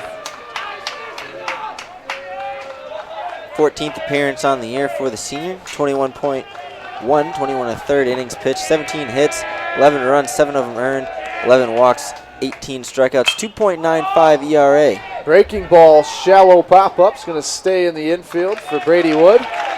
That's a productive out for Marks out of the bullpen. Just to start, Marks wanted. Comes off after a bit of a rest. His last outing was May 4th against Hope, the Bulldogs' final loss before this NCAA regional tournament. Pitched 1 inning in that game. Just picked up 3 outs. Ho-hum outing there for Marks.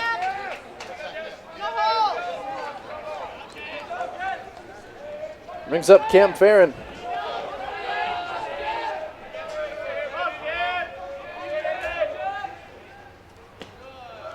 Adrian's left him loaded for the Big Red. Back in the first inning, looking to do the same.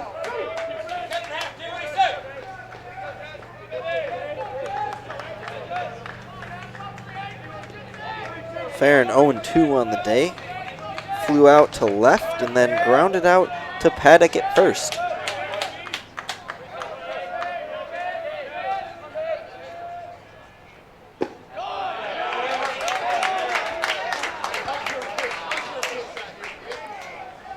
That one misses into the dirt, and Rainey's going to come out and give a little pep talk and walk the ball back to Marks and get the new pitcher, hey, let's get out of this jam. Tying run is at third. This is elimination game. Winner to the championship, loser goes home. Huge moment here in the top of the 5th. And the talk from Gunner pays off as he throws it in for a strike to move to 2-1.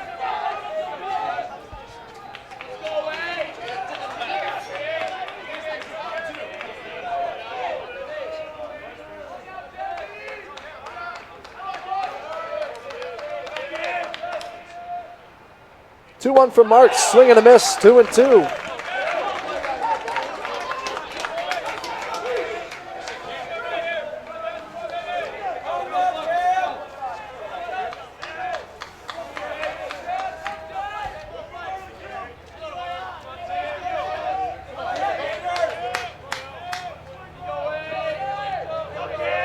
Marks comes set, the 2-2.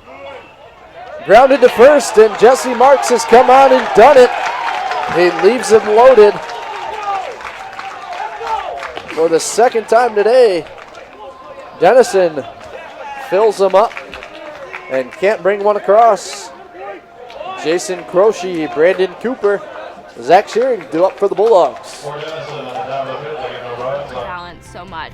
It helps a lot that you have a family with your team that can guide you. With a D3 school, there's a lot of time for other opportunities. The coaches expect a lot of you during soccer, but after soccer, that's your own personal time to really find out who you are and other opportunities that you can pursue. By balancing all of my interests, basketball, my leadership skills, and academics, I'm able to better prioritize my life and to manage it.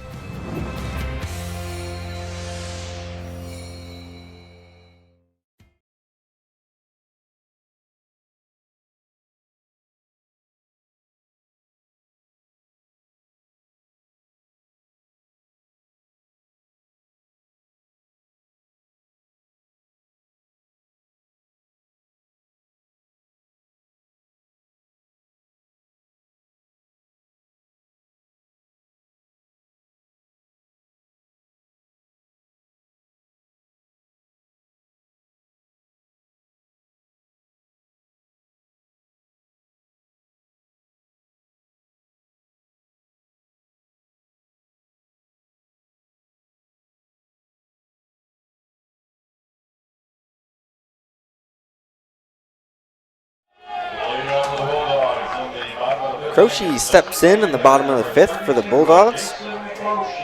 drove in a run in the second with a sacrifice fly to center field.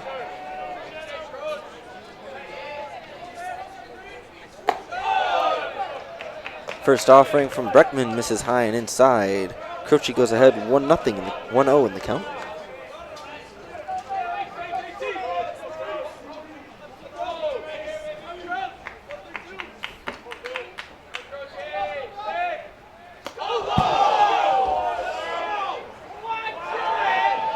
Another one up high and inside on Croce. Spins away to avoid getting hit in the face there. And suddenly Brackman finds himself behind in the count 2-0 to the Bulldogs' number 8 hitter. Croce watches another one miss high and inside. 3-0.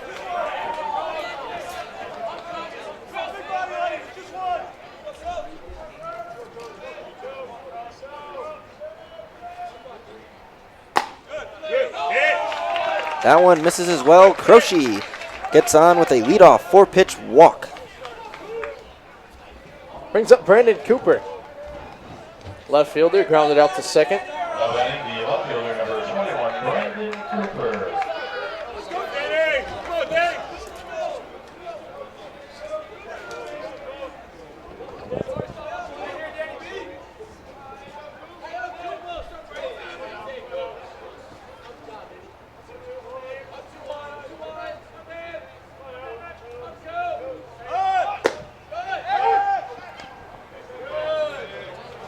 Cooper is showing bunt there.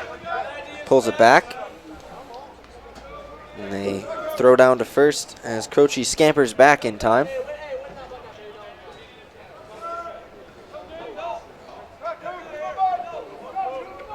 pitch, Danny. Good pitch. Let's go. I'm Danny B.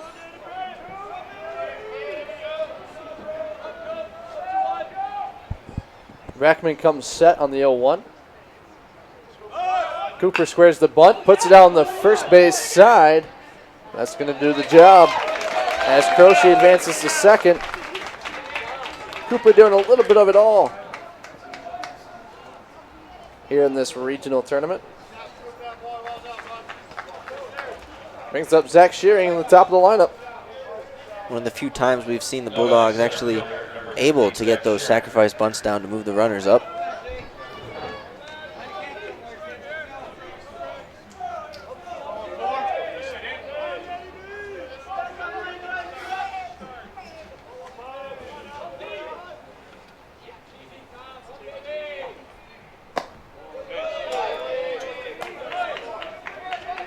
First pitch misses for ball 1.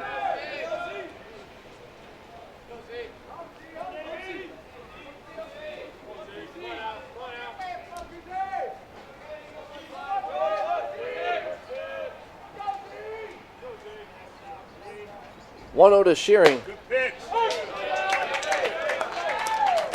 In for a strike, counts even. Hit by a pitch. Got a stolen base and later scored in the third.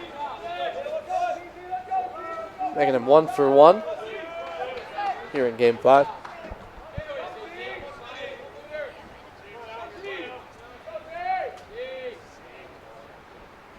That one misses low and away.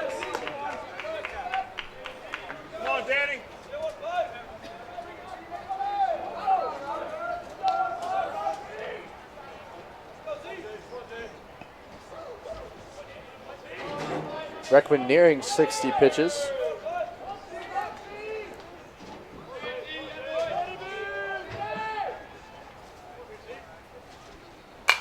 This one fouled up and over the press box. Runs count 2-2. No action over in Denison's bullpen.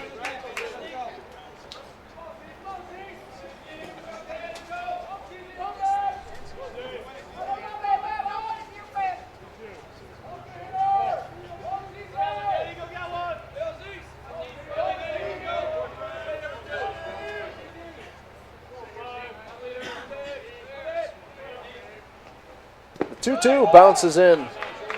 Runs the count full on the leadoff center fielder. Kicked up what would be the chalk if this was on a dirt field, and the inside part of the left-handed batter's box there. A little bit of the white spray paint.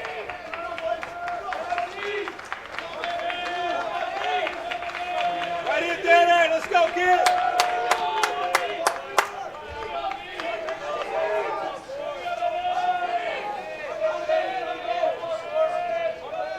Counts full.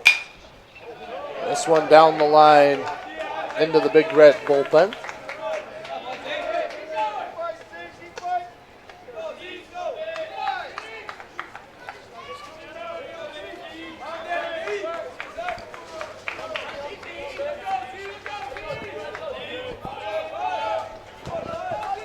Brackman really looking to not lose sharing here with the 2, 3, 4 hitters coming up for the Bulldogs. Try the payoff pitch once again. Breaking ball. Joshi fouls it off his body.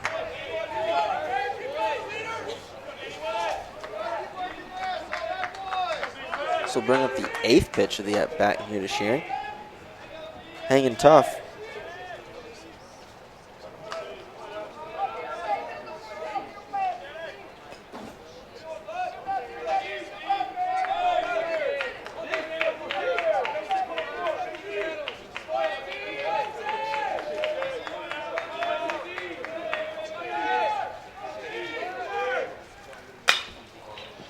This one lined into center.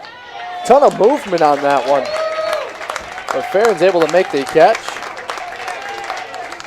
for out number 2. Looked like a little bit of a knuckleball coming off the bat of Shearing there. Don't know if he caught the ball on a seam and an odd angle or what that caused the ball to look like that in the air. Brings up shortstop Thomas Miller and a mound visit.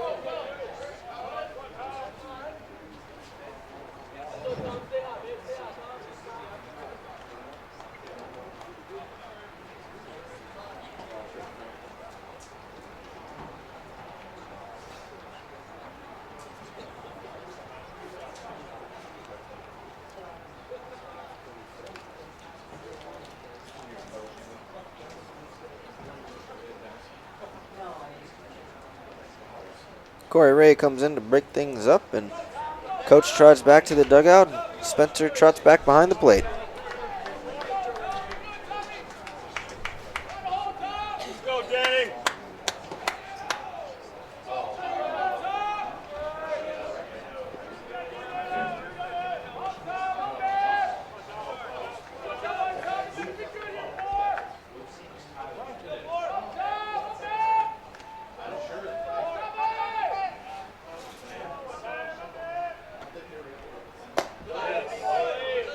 First pitch misses for ball 1.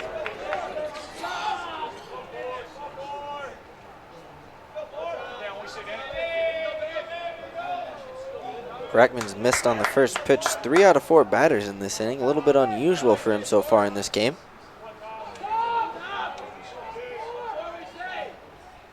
(1-0) also in the turf.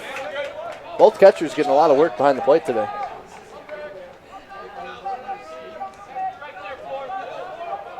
You start to wonder if maybe the fatigue is starting to wear on Brackman, but his pitch count is still relatively low in the 60s, and he's been their workhorse with the most innings pitched by a lot coming into today's games. So we'll see if Brackman can get this under control going forward.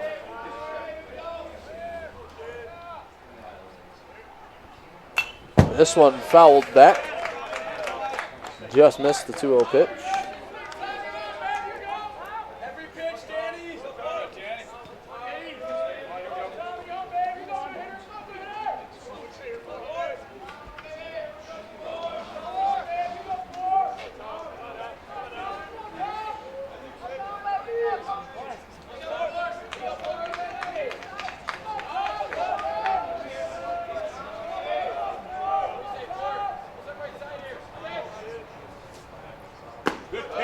Breaking ball misses down low. Counts 3-1. Couldn't get him to chase. Good eye there by Miller, and that one looked like it was just barely outside.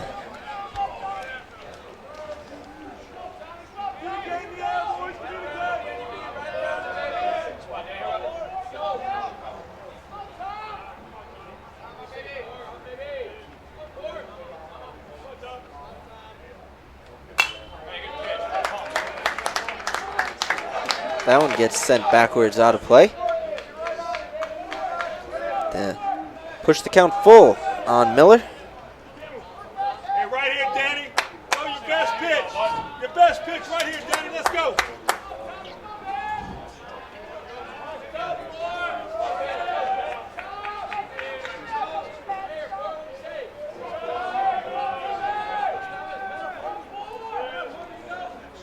Payoff pitch with 2 outs, breaking ball. Miller sends it up the middle and into center field.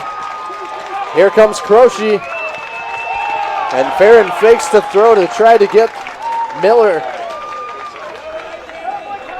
RBI single for Thomas Miller. As the leadoff walk comes around. It's the 3rd time the leadoff guy has gotten on and scored. Of the 4 times Adrian's got the leadoff guy on.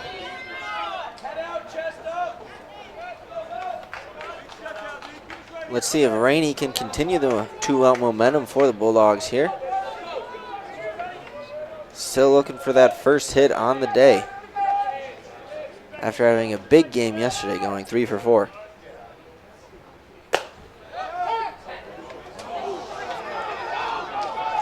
Throw gets away from Kushina.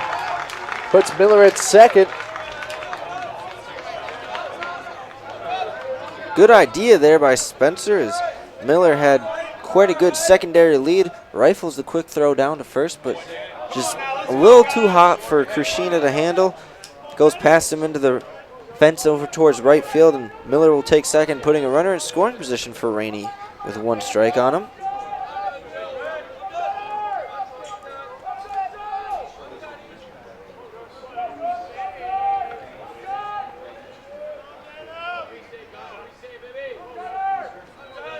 Here's the 0-1. Rainey sends it into left field. It's going to get down. RBI single for Gunnar Rainey. And there's the Gunnar Rainey Adrian College baseball knows and loves. Driving in runs, big at-bats and big moments. That's the 2nd run of the inning. Adrian jumps to a 4-1 lead. Didn't overdo it there, which was key. We saw in the first game today, Rainey comes up with the bases loaded twice. Looks like that he was a little too eager in those situations earlier, swinging at the first pitch, popping out to right, and then grounding out, getting on a fielder's choice. So just relaxes, waits for his pitch, sends a nice little bloop signal into left center that scores the run, running on contact with 2 outs. Great piece of hitting there by Rainey.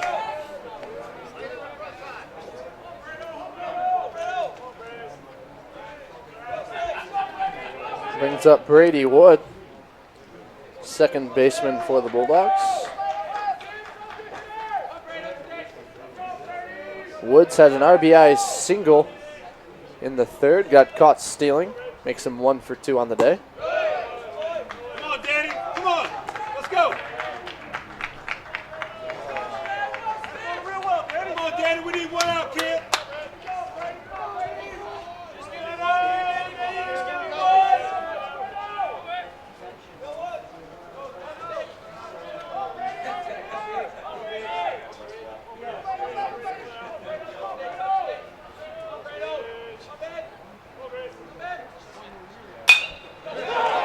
This one in right field gets down.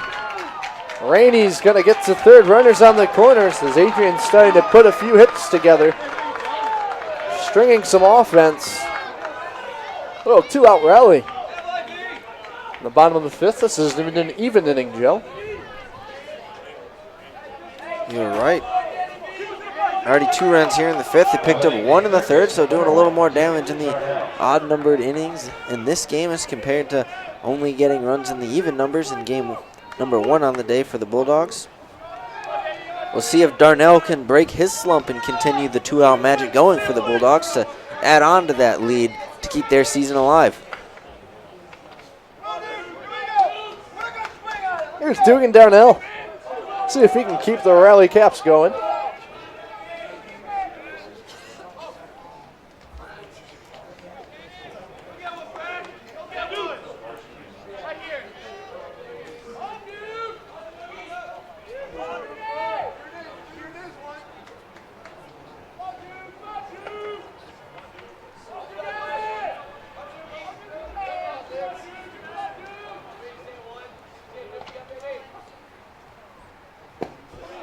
Big swing and a miss from Darnell.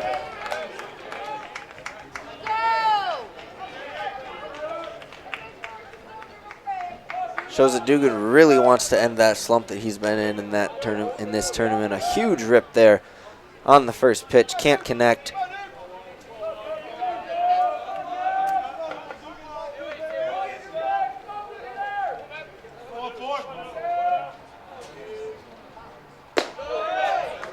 One misses outside.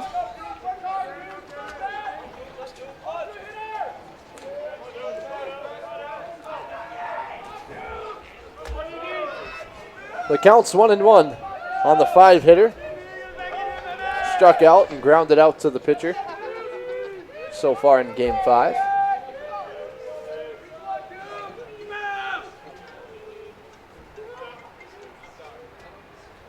Good pitch.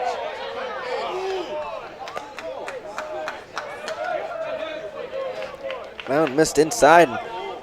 It's a little tough to do on Darnell as he crowds the plate a little bit. Leads the team in times being hit by a pitch, so there's not a whole lot of room there between the plate and Darnell when he stands in that batter's box. His toes are right on the edge of that white stripe down there. 2-1. Darnell fires the hips, and that's about it.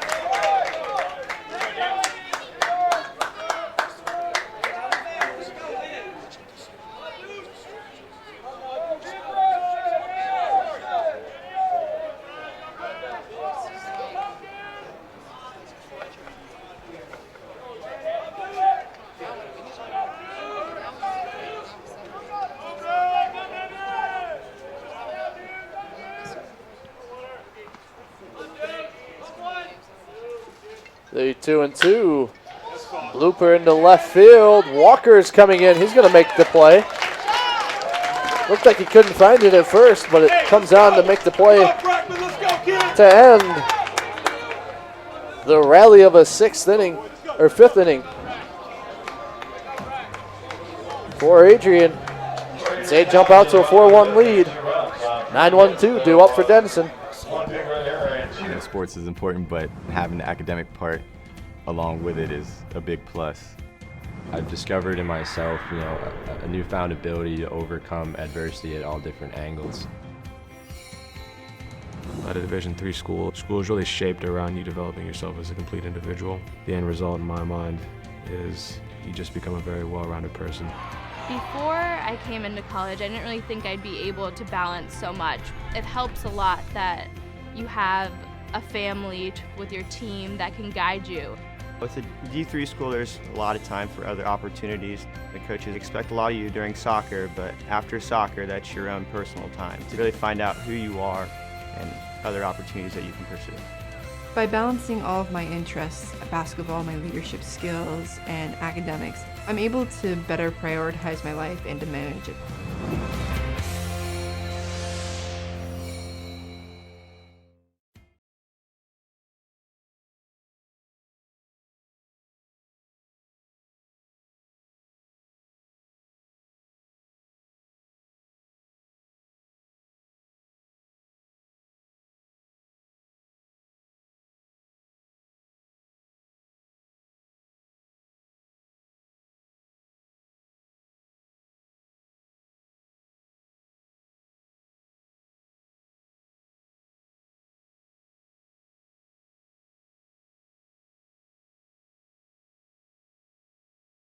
Leading off for Denison, and they got the first inning, second baseman, number 2, Anthony Ruggieri steps in. He's going to lead it off for the Big Red.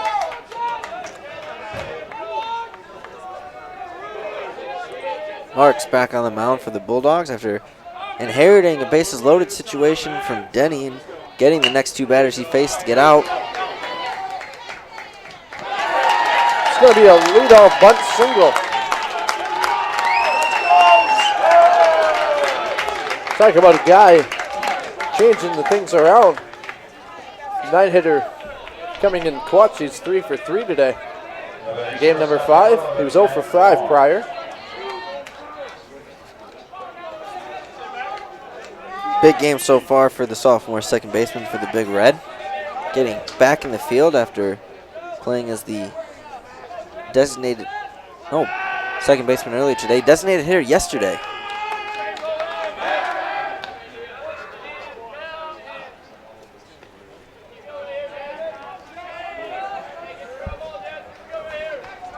Brings up Max Lawn in the top of the lineup. 3 walks today for the Big Red shortstop. Flashes bunt, pulls back on the breaking ball. Misses for ball 1.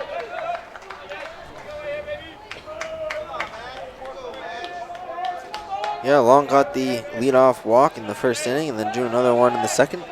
Then was hit by a pitch on the full count in the 4th inning, but did not make it past first base.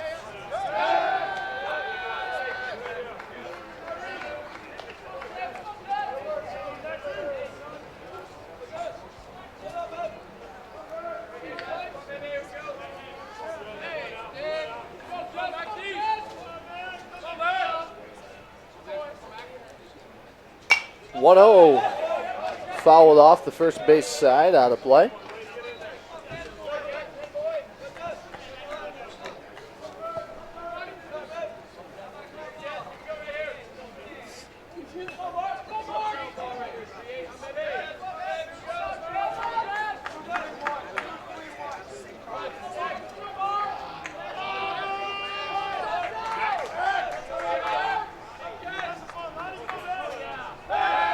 Marks checks over on Ruggieri at first.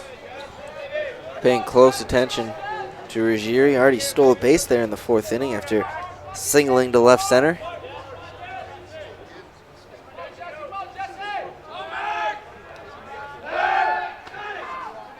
Another try over first. Ruggieri's back in time.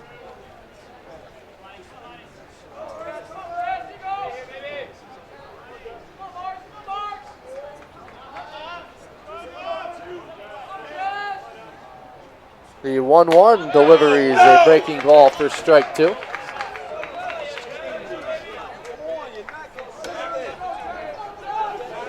Blue, be consistent.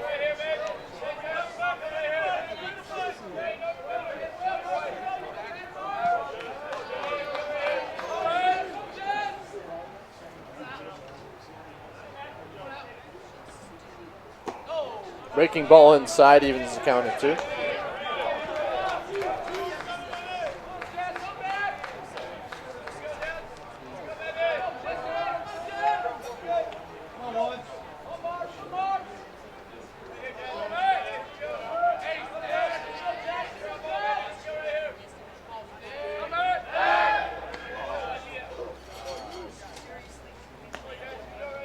Yet another attempt to take out Ruggieri at first from Marks. Nothing doing yet again. I believe that's 4 times during this at-bat he's looked back Ruggieri.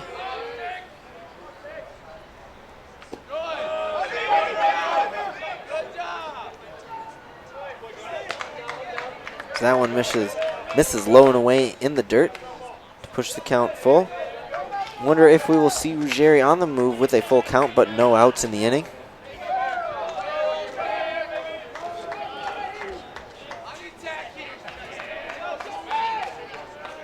Could be a situation similar to what we saw with Gunnar Rainey and the Bulldogs swinging. He was off on the pitch, hit and run. Cooper's going to throw to third, not in time.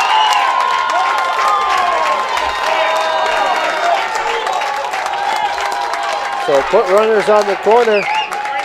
Max Lawn 1 for 1, game number 5. Successfully executed hit and run. Ruggieri was cooking around second there on the throw, but looked like yet another lackadaisical play by the Bulldogs defense as Cooper really wasn't charging that ball into left field, was letting it come to him until he realized Ruggieri was already halfway to third. By the time he got the ball into third, it was too late. Ruggieri safe in at third, runners on the corners, no outs for the Big Red, looking to do some damage here and get some of those runs back. Brings up Grady Payne, designated hitter. That one's in the dirt, which allows Lawn to take second uncontested.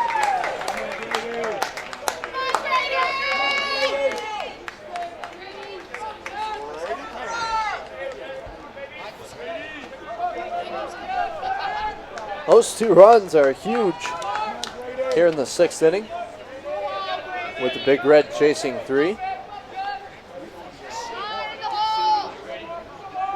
Yes, instead of the go-ahead run being on second, the tying run's at the plate now.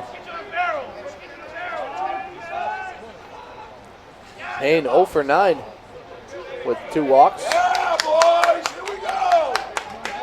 Struck out twice already today, swinging in the first and then looking in the second. Looking to follow Jerry Sutton, get his first hit of the tournament. And misses for ball 2.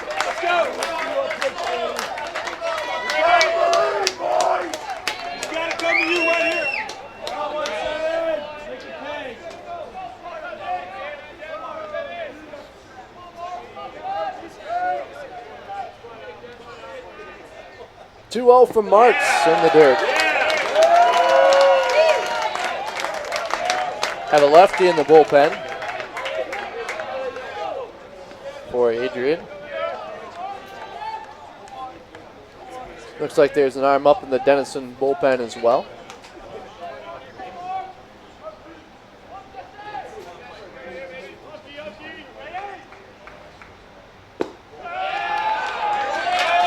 Four-pitch walk.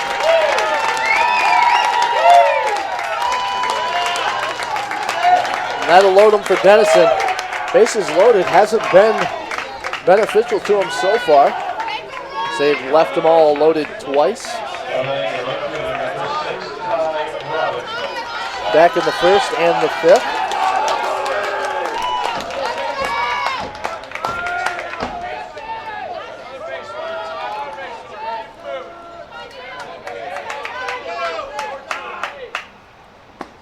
Big swing and a miss on the first pitch from Ty Robinson. He's 2 for 2 today. He also walked. Gotten caught between 1st and 2nd a couple times.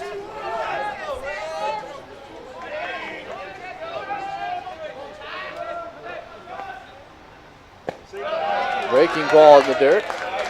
Rainey goes down to his knees to stop it.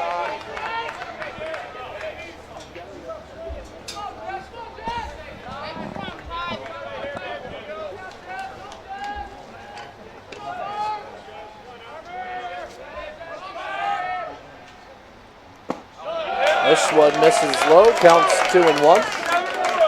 Make him come to you. Come on, Tom, make him come to you. We're starting to see Marks lose some of his control as we saw the control slip away from Denny towards the latter stages of his outing.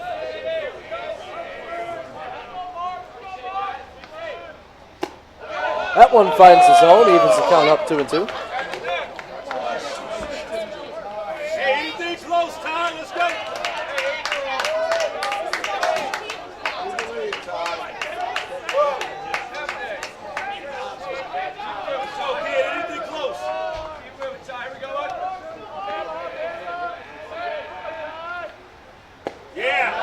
Breaking ball. Doesn't catch enough of the zone to get him chasing. Counts full, nowhere to put him. Runners are more than likely going to take off on the pitch. We'll see what the runners decide to do with no outs here. It's time for Marks to dig deep, see if he can pull this out. This one skied into the night sky in center field. Shearing, charging. He's under it. He's going to throw to short to keep the runner at second. That'll bring in Anthony Rogeri. Moves this to a 4-2 ball game. As Robinson records a sac fly. Smart play by Shearing there, conceding the run. Would have been a close play at the plate, and it would have moved the runners up to second and third. Instead, keep him at first and second with 1 out. The double play ball still in play to get out of the inning with only 1 run surrendered.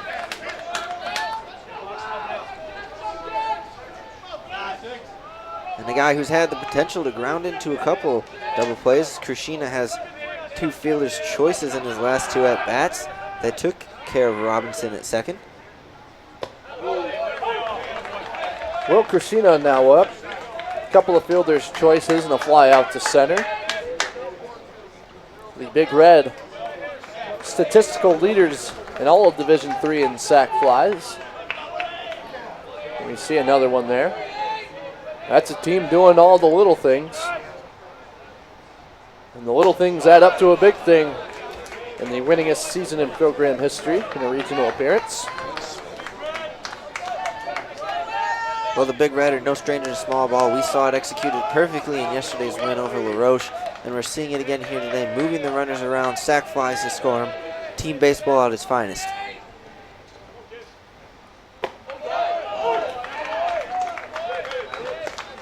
That one in for strike two. Mark's now working ahead, 1-2.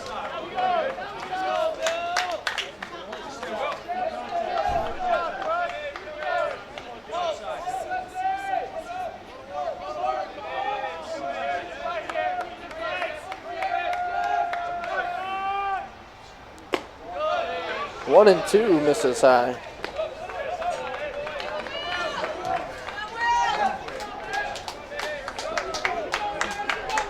Just barely missed with the large strike zone of Kushina. Standing 6'5" in that right-handed batter's box. Breaking ball, too far ahead of it, fouls it down the third base side, but stays alive.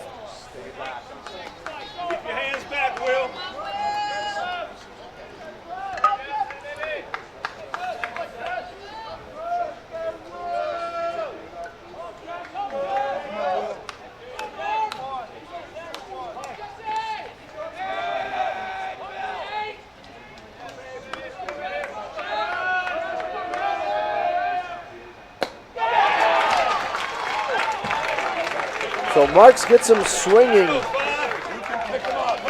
for out number two. First strikeout of the day for Marks. Brings up Brian McCullough. 0 for 1 today with a strikeout and 2 walks.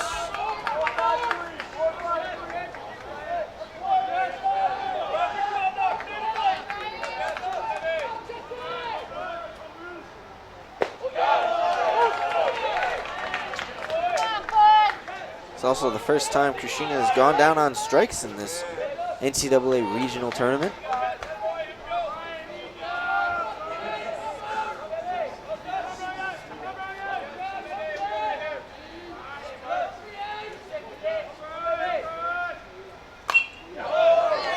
This one fouled out of play.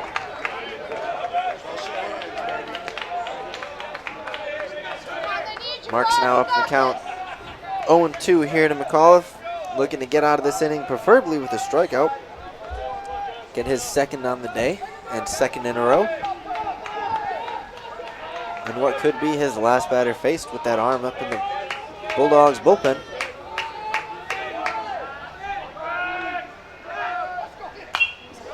The 0-2's fouled off.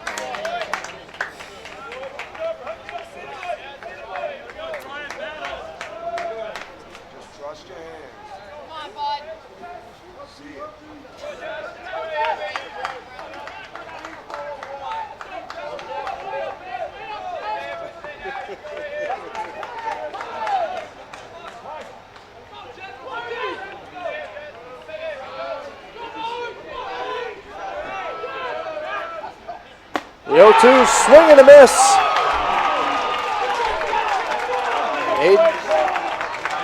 Denison gets them loaded once more. They do get a run out of it, but that is all damage control for Jesse Marks. 2 strikeouts to the end of the inning. 6, 7, 8 due up for Adrian. Their lead cut down to 4-2. Sports is important, but having the academic part along with it is a big plus. I've discovered in myself, a newfound ability to overcome adversity at all different angles. At a Division III school is really shaped around you developing yourself as a complete individual. The end result in my mind is you just become a very well-rounded person. Before I came into college, I didn't really think I'd be able to balance so much. It helps a lot that you have a family with your team that can guide you.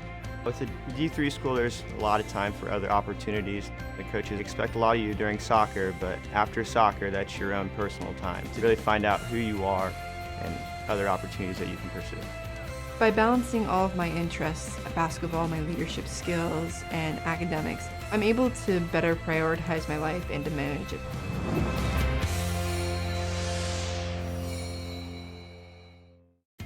I know sports is important, but having the academic part along with it is a big plus.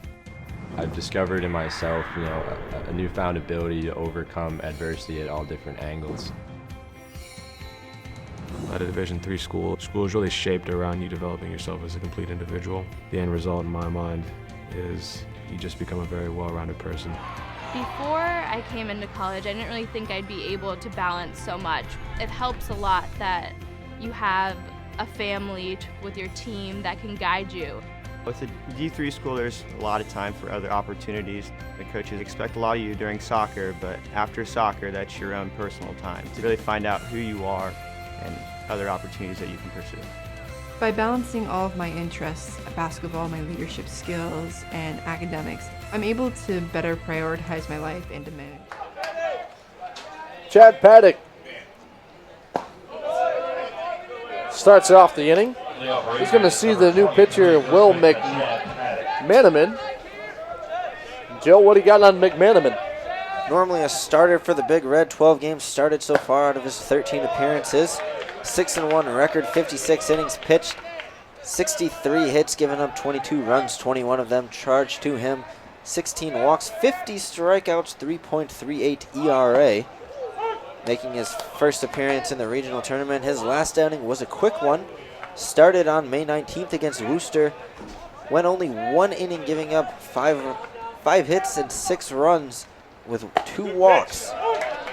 He's fought back here after falling behind 2-0. Even things up. As what's been a beautiful day for baseball has turned into a beautiful night here at Nicolay Field under the lights. And a breaking ball. Catches Paddock looking for the first strikeout for McManaman. Yes, the temperatures dropped off quite a bit here in Adrian. No cloud cover to keep that heat in. If there weren't the lights here, I'm sure we'd be able to see a few stars in the night sky here. Yes, sir. Good pitch. Tristan Richardson up next. Grounded into a double play. Back to the pitcher. And grounded out to first in his 2 at-bats in Game 5. Brackman leaves the game for Denison as the pitcher of record, going 5 innings, giving up 7 hits, 4 runs, 1 walk, and 3 strikeouts.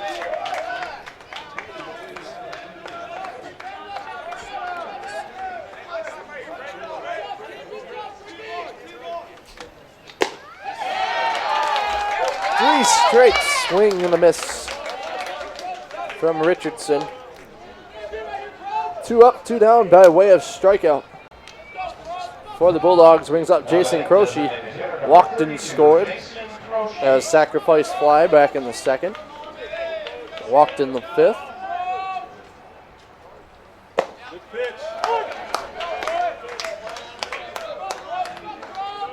McManaman already looking much more comfortable than the numbers from his last outing would lead you to suggest that he might be coming into this one. Slow bouncer back to McManaman. He'll do it himself. He gets all 3 outs in 1-2-3 fashion. Quick inning for the reliever. Brings up 6, 7, 8. Spencer Walker-Farron for Denison. For the love of the game. That's what it's all about, they say. But for those of us who are Division III student athletes, it's more than that. It's more about team and the schools and communities we represent. And for the many of us blessed with the strength to compete in sport at the college level, we understand that with what we were given comes a special obligation. Our obligation to help those who have their own special needs and whose love for the game is no less intense. That is why NCAA Division III teamed up with Special Olympics Since August of 2011, we and others from Division III campus communities have volunteered more than 250,000 hours, time away from the classroom and practice field, reaching across the country to coach and mentor Special Olympics athletes. And to learn that in giving, we receive so much more in return. Help us keep that dream alive. Be part of it. Get involved. You can make a difference.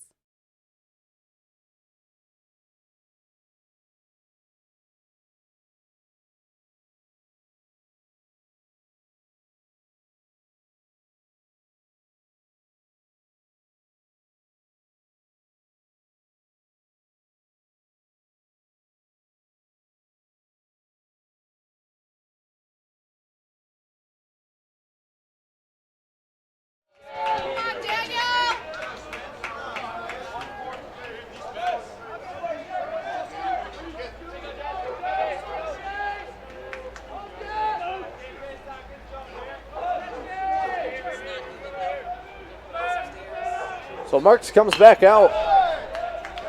He's going to see Daniel Spencer. He's got a couple walks. One of them was a hit by pitch.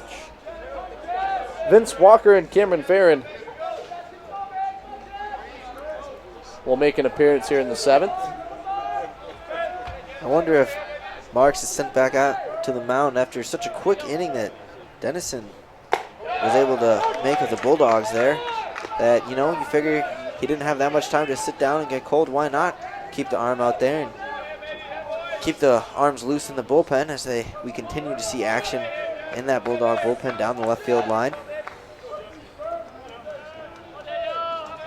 Only giving up 1 run with bases loaded. Nobody out. It's a huge confidence booster for a pitcher to be able to pitch out of a jam like that, trying to ride the confidence into the top of the 7th. Actually had 2 bases loaded situations in 2 innings. Only gave up 1 run between the 2, so very good job by Marks getting out of those jams.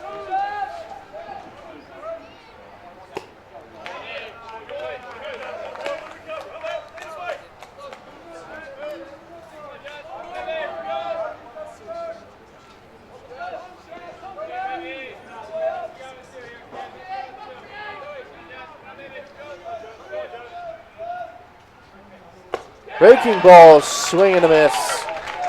3 consecutive strikeouts for Jesse Marks.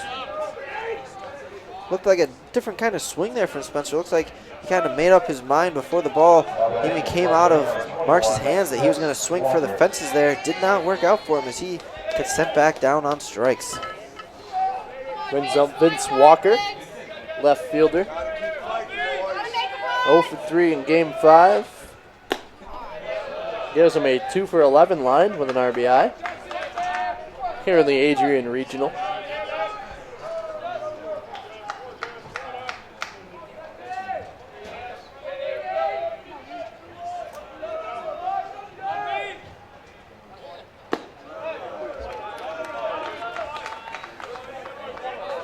That one misses. Walker finds himself ahead 2-0 in the count. First time he's been up in the count today, 2-0.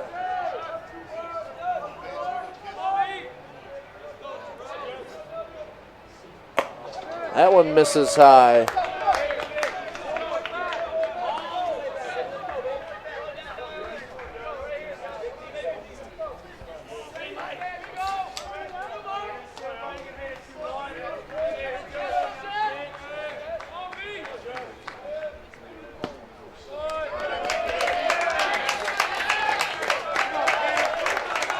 So 3 consecutive strikeouts. Streak concludes with a walk to Vince Walker.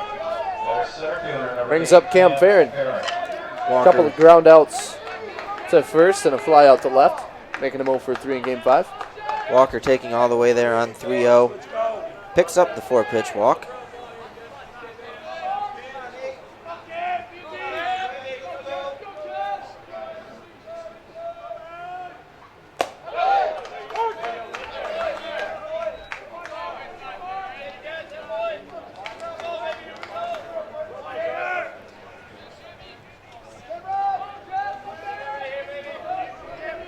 Farron started off with a strike. Check over there on Walker. So he's able to get back in time. This is game number 5 of the Adrian College Regional. Winner goes to the championship, loser goes home. Second game for each of these teams. This one gets by the diving Brady Wood into right field, where Richardson will stop it. Walking a single. Getting production out of the bottom of the lineup. Getting runners on for Anthony Ruggieri. 3 for 3 today in game 5. Huge game so far for the second baseman, ending that 0 for streak with his double in the second, then adding on a couple more singles and coming around to score in last inning. Getting a second run in for the Big Red.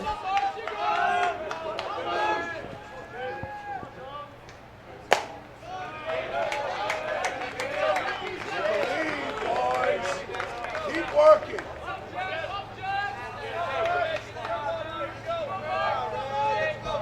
It'll come. Keep working.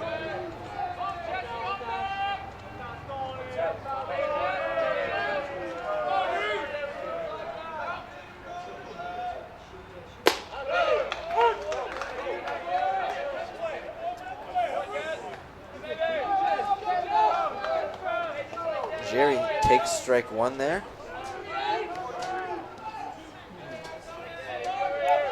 With that left-handed arm up in the Bulldog pen, you got to wonder if Coach Rainey is going to see how this inning plays out.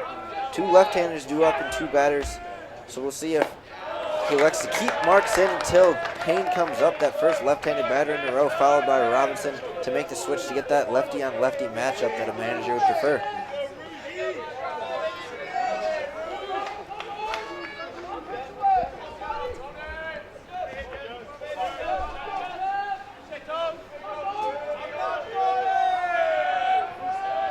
Two 2-1 from Marks. That one misses low. We also have to think, if he loses him here, this will be the 3rd consecutive time Denison's been able to load up the bases. It's not a situation you want to be in for Adrian. The first one wasn't Marks, it was Denny who got unloaded. Marks got out of it. Marks got himself into it last inning. He's 1 ball away from it here. This one blooped into right field, but a single's going to load it instead of a walk. The 3rd straight inning. Bases are loaded with Big Red. Top of the lineup, 4 for 4 line for Anthony Ruggieri. Max Lawn up to bat. He's 1 for 1 with a single and 3 doubles. Looks like Coach Rainey is going to come out and pull the plug on Marks. We'll see if he motions to the bullpen. He's looking that way. He does flash the signal, so we're going to have a new arm in. We'll give you his information when we get back. This is the second time an arm from the bullpen is going to come into a bases loaded situation. They were able to get out the first time. We'll see if they can do it again. We'll be back after his pitcher warms up here on ACTV.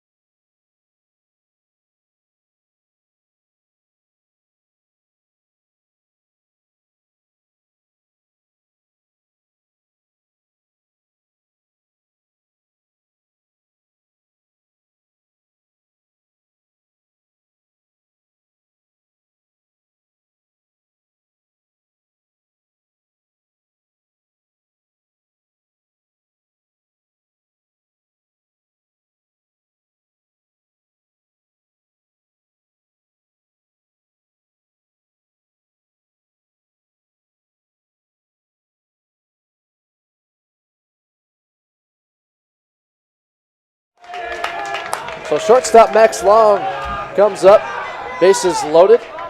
The new arm is Brandon Schultz out of the bullpen. Coming in, looking to get a double play strikeout, something to keep the runners where they are. They get out of the inning with limited damage, as they've done so far today. And it's been limited action for Schultz this season. The junior has only appeared in 8 games before today. This is his 9th, 9.2 innings pitched, 10 hits, 10 runs, 5 of them earned, 5 walks, 6 strikeouts, 4.66 ERA as he sends one low in the dirt. His last outing was on the May 4th win at Hope, the final game of the regular season for the Bulldogs. Pitched 1 inning, gave up 3 hits but 4 runs with 2 walks, including a home run in that game. That one finds the zone. Best place to be with the bases loaded is ahead of the batter. And that he is with a 1-2 count.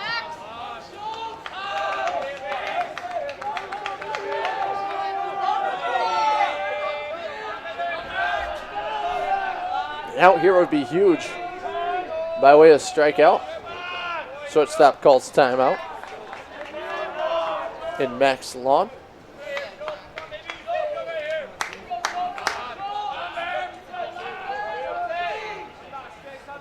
The 1-2 from Schultz is a breaking ball that doesn't find its way back to the zone. Counts even 2-2.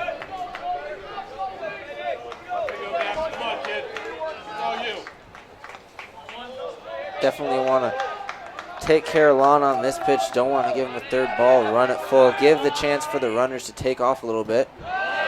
This one's in the dirt. Counts full. To match the bases, got nowhere to put him.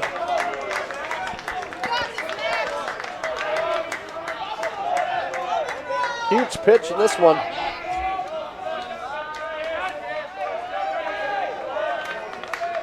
Similar situation to the issue that Marks faced with the full count and bases loaded to Ty Robinson in the last inning, where Robinson hit a sac fly to center to bring in 1 run.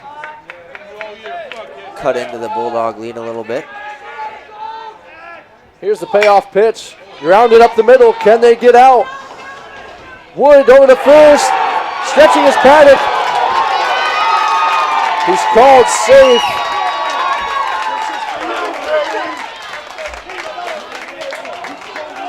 Coach Rainey not happy with that call.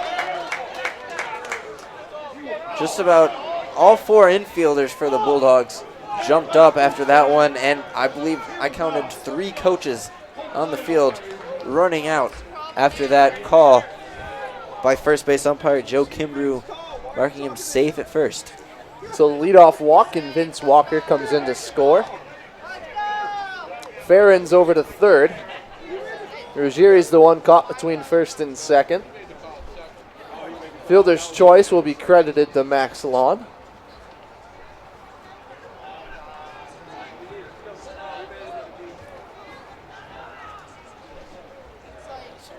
And we will have out number 2 and run number 3 for Denison.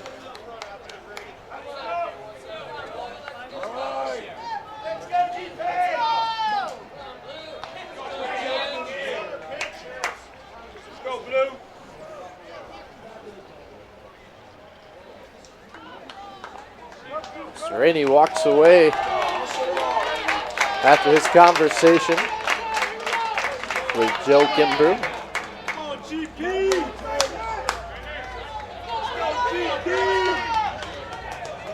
So the tying runs at third. Adrian has scored runs in the 4th, 6th, and 7th. Denison in innings 2, 3, and 2 in the 5th. Excuse me, that's opposite. Adrian's home. Adrian scored in the 2nd and 3rd, 2 in the 5th. And Denison has scored in the 4th, 6th, and 7th now. They've had bases loaded in the last 3 innings. Scored 1 here in the 7th, and they won in the 6th.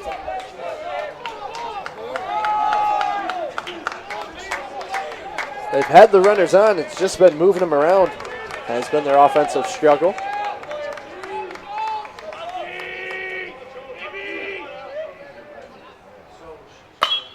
This one's skied into right center field. Will be taken by Richardson, and one's all they will get as the hustle from Lon to beat out the double play opportunity.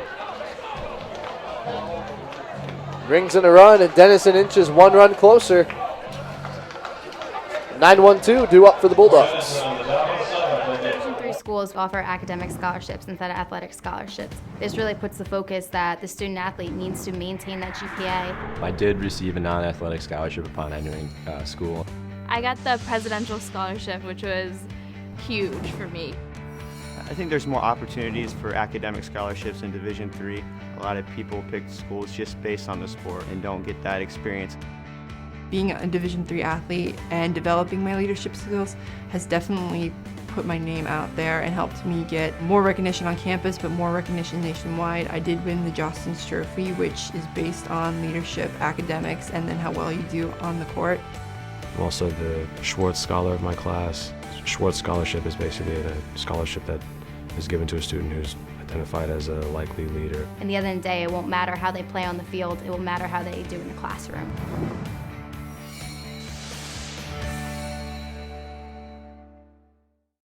Division III schools offer academic scholarships instead of athletic scholarships. This really puts the focus that the student athlete needs to maintain that GPA. I did receive a non-athletic scholarship upon entering school. I got the So Brandon Cooper, the leadoff hitter.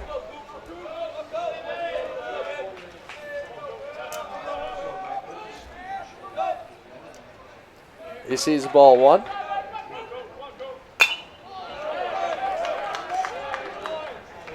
Brandon Cooper's had some magic. 7th inning and beyond so far in this tournament. Comes up big in big situations. Looking for a little more of it here in game 5. Counts 1-2. We'll see if he can deliver yet another home run. We talked about it earlier both times. Bobbled the ball in the outfield and feel like he had to make up for it. Bobbled one here in the beginning. And he puts a charge here in left. Going back. Oh my goodness, he's done it again. Brandon Cooper, both times a one-run ball game.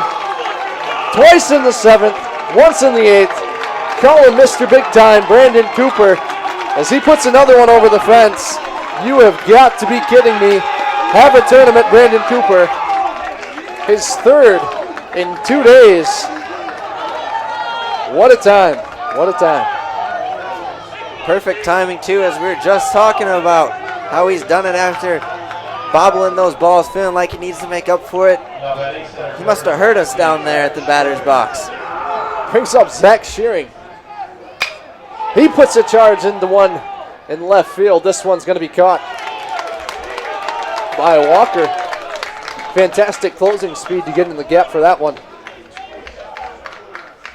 I need to borrow some of Cooper's Wheaties next time he steps up. Now batting the shortstop, number 4, Thomas Miller.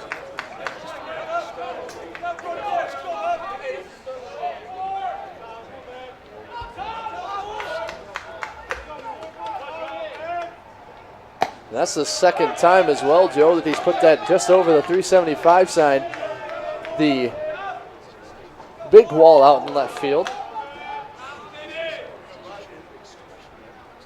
His first one back on day 1 was a wall scraper over center field, just about the 2013 MIAA championship banner. The other 2 right over the last paneling of the chain link fence that goes over the wood just to the left of the Nicolay Field scoreboard. Yes, and this last one definitely had a charge in that. You could tell right as it left the bat, it had a very good chance of leaving the stadium. That one goes up high to right field. 2 consecutive flyouts, brings up Gunnar Rainey. And now we have a whole new situation when you have pop-ups in the night sky and the lights. A little bit tougher to see.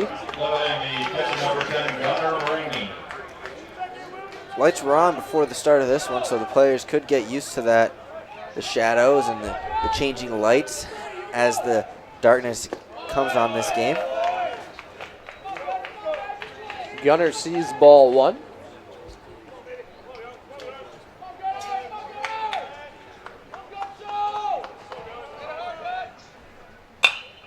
This one fouled off by Gunner Rainey. Finally got things turned around on the day with that single in the gap and left to drive in Miller. Back in the 5th inning. Looking to keep that going here in the 7th. Get a little bit of a hot streak going, as right now the Bulldogs will be playing, if the score holds, in that championship game tomorrow. So looking to get things heated up before tomorrow, and where the Bulldogs are going to need a big day. The 1-2, Rainey bouncer up the middle. This one played on by Lawn, thrown over to first for the out. But Brandon Cooper's late game magic strikes once again. 3rd home run in the 7th inning or later. He gets the run back to give the 2-run lead back in the Bulldogs' hands. 3-4-5 due up for Denison.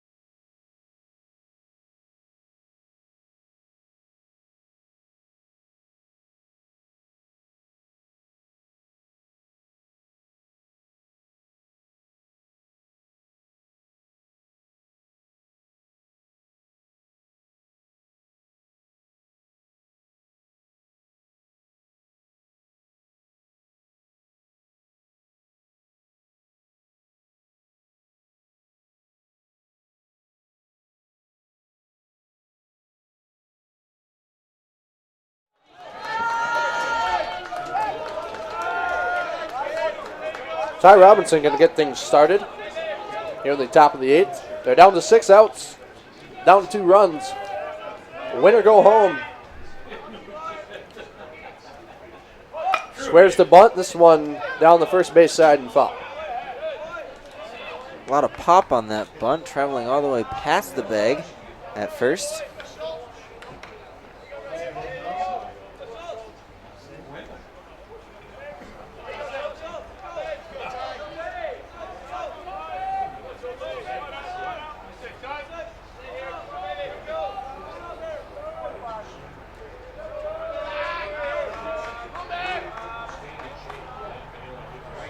Oh, and 1 fouled off.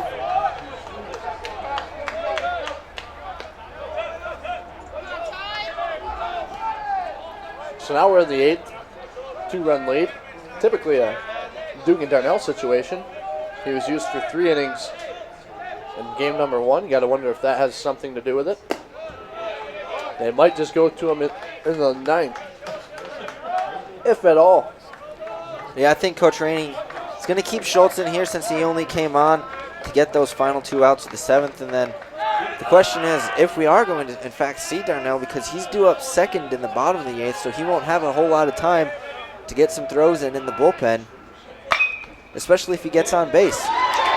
Brady Wood can't come up with it at 2nd. That one's going to roll its way into right field. Leadoff single.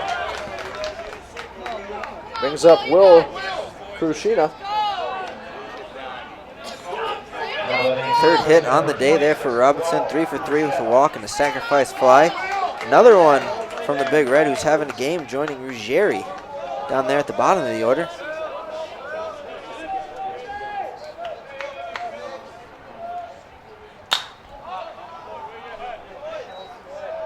As Krishina fouls the first one off.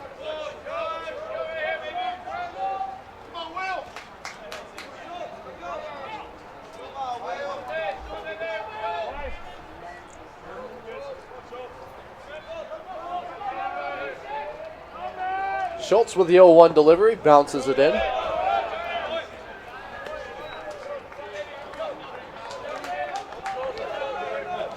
Another one of those great cricket deliveries we've seen over the weekend so far.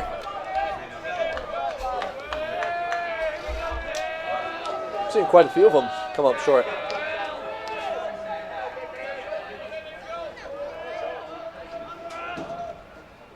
This one fouled out of play.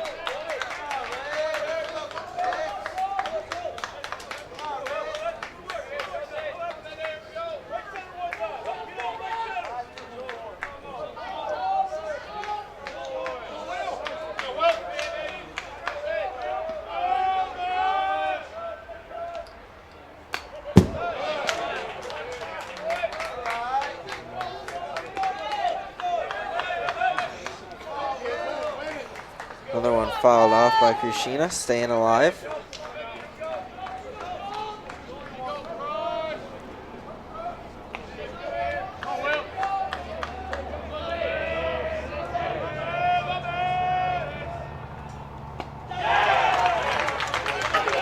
Swing and a miss. Second straight strikeout for Krishina.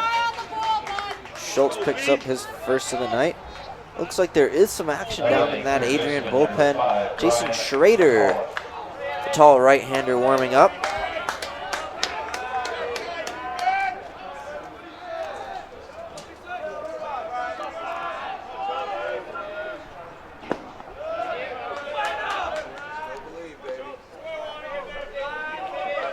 McAuliffe takes ball one, low and away. He also struck out in his last at-bat. 2 strikeouts and 2 walks for McAuliffe.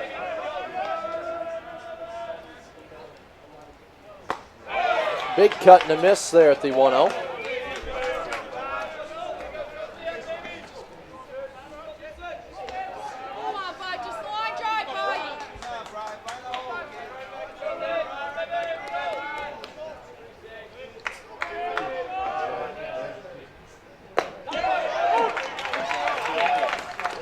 Strike 2, called by Corey Ray. Relax, B. Let's go, kid. Let's go.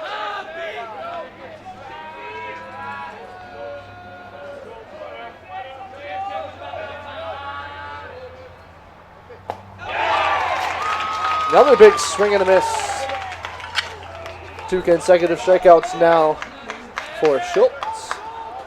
History seeming to repeat itself here as Marks picked up his first 2 strikeouts back-to-back with Krishina and McAuliffe. And Schultz does the same here. McAuliffe carries an 0-for-3 line with 3 strikeouts here in Game 5. Not the performance he was looking for. Brings up Daniel Spencer. Another guy who struck out in his last at-bat. Made it 3 in a row for Marks. We'll see if Schultz can copy that feat here.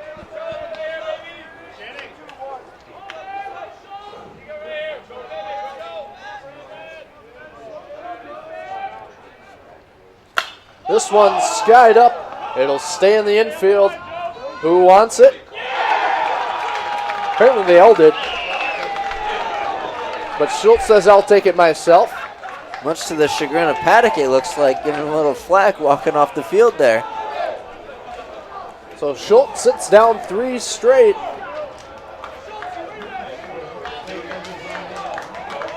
Brady Wood, Dugan Darnell, Chad Paddock. Due up, looking for more insurance.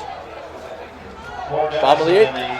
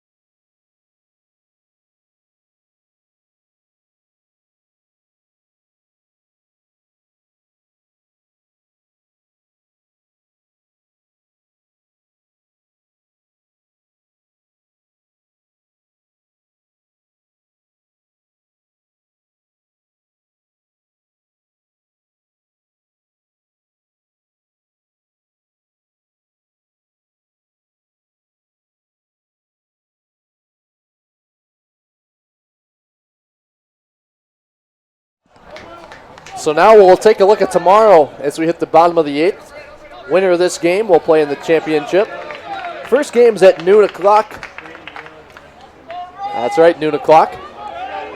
For game 1, if the winner of this game manages to come out on top of Heidelberg, we will play again at approximately 3 o'clock. As we've seen today, it doesn't always go as scheduled as we went extra innings in game number 1. Brady Wood starts it off for the Bulldogs. Couple of hits today for Wood after striking out in his first plate appearance in the first inning. We're going to keep that going here. The singles, of course, not the strikeouts.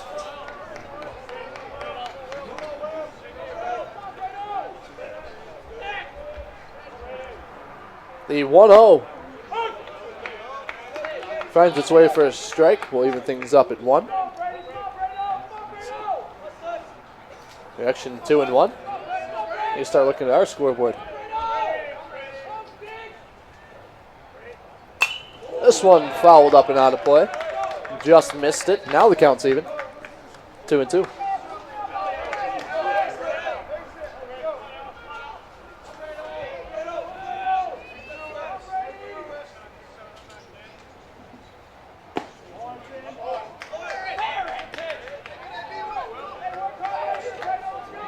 Wood has to jump backwards at that one. A little bit inside there from McManaman. Pushes the count full.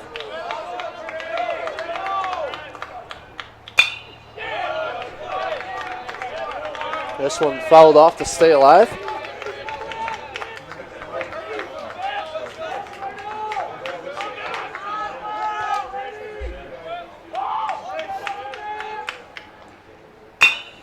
This one a bouncer to short.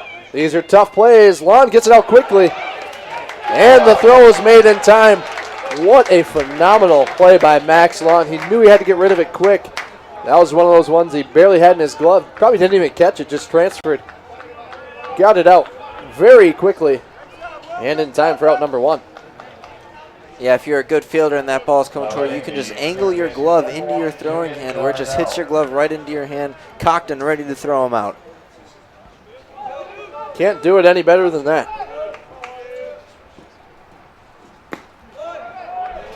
Throw beat Wood there by a split second, very close at the base. Joe Kimbrough making the call, throwing him out. Brings up Dugan Darnell.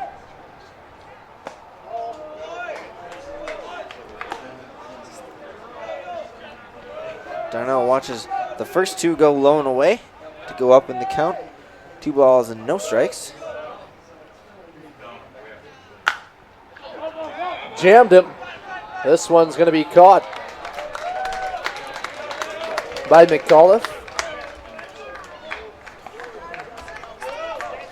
So after the Brandon Cooper home run, we've seen 5 straight sat down. Brings up Chad Paddock. Dominating the first baseman, number 23, Chad Paddock.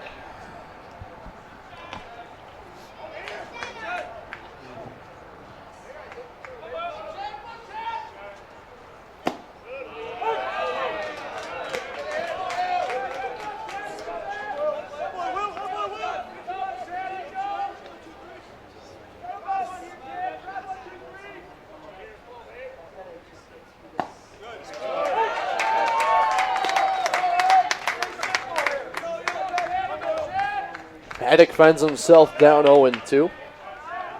Looks like Darnell staying in the dugout, so Coach Rainey might opt to go with Jason Schrader, who's still getting loose in the pen, to pick up this save and keep Darnell at third base. You don't typically see 3 innings pitched out of Darnell. We've seen him have a couple of 6-out saves. But when you're at this point in the season, 2-run cushion. Looking like they're going to move on to tomorrow. If they can hang on, you have to kind of save them for tomorrow if need be. When you have to throw everything you have at Heidelberg. There's a good play. Infield doing some work, mostly on the left side, as McAuliffe gets out number 3. Do or die time for Denison. 7-8-9, due up. Adrian 3 outs away. disrupt the situation. Notify an authority. Get someone a car. Or walk them home safely. We can change the language around rape. We can make campuses safer for our teammates, our friends, and our classmates. We cannot be bystanders. Taking action isn't always easy, but it's on us to intervene. Because we can. Learn more and take the pledge at itsonus.org.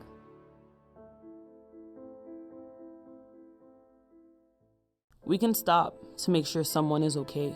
Get in the way and disrupt the situation. Notify an authority. Get someone a car. Or walk them home safely. We can change the language around rape. We can make campuses safer for our teammates, our friends, and our classmates. We cannot be bystanders. Taking action isn't always easy, but it's on us to intervene. Because we can. Learn more and take the pledge at itsonus.org.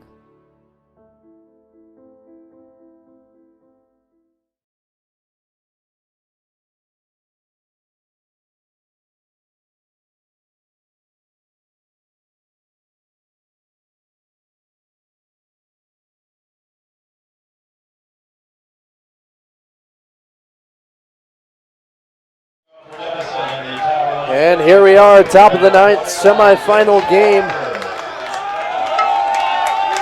Vince Walker steps in. Cam Farron on deck. Anthony Rogeri in the hole. Denison needs 2. Adrian needs 3 outs. And here we go, breaking ball for a strike. Brandon Schultz, who gets the nod to start the ninth. After a bit of a funny sequence during the changeover, it was Schrader coming out of the bullpen thinking it was his time to come in, and just about every Bulldog player on the field turned around and told him, nope, not yet, you stay loose.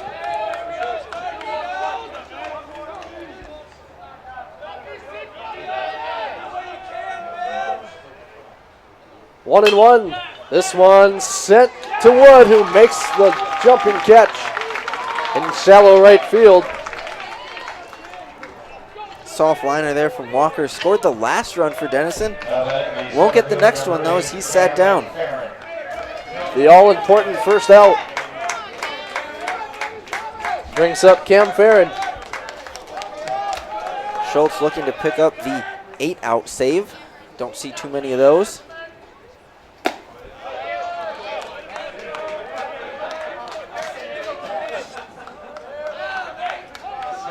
Farron 1 for 4 on the day. Singled in the 7th. Made it all the way over to 3rd, but was stranded. Big swing and a miss. Counts 1 and 1.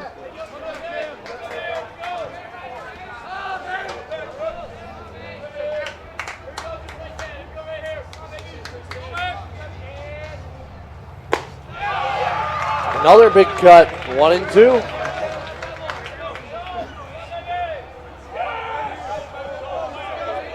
If you're Denison, you don't need as big a swings here. You just need to get guys on base, stay alive, keep fighting to see another day. Solo shot's not going to do it. This one fouled out of play.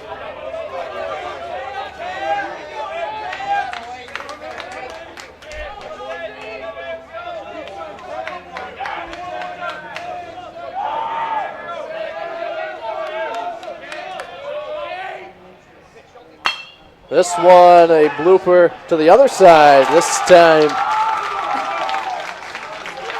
it's Thomas Miller who gets the blooping catch. 2 soft liners and doots by Schultz's pitching, and that brings the Big Red down to what could be the final out of their season. Anthony Ruggieri had a monster game so far, 4 for 4. Can he continue?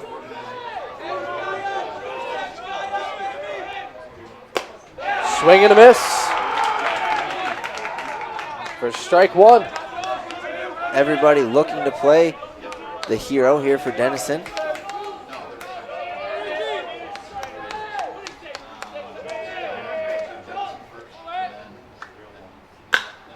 Here's a shot into center. Shearing coming on. He's going to play it safe. Let it one hop into his glove. Keep the runner at first. So Anthony Ruggieri, impressive 5 for 5 day. Big Gets way to to the end top. that over streak in the regional tournament. And that will be the end of his day, as we're going to see a pinch runner for the Big Red. It's going to be Nick Pettigrew. Ladies and gentlemen, your attention please. Now running at first base for Denison is number 9, Nick Pettigrew. The runner shortstop, number 11, Max Long. So Max Lawn, now the tying run, stands at the plate.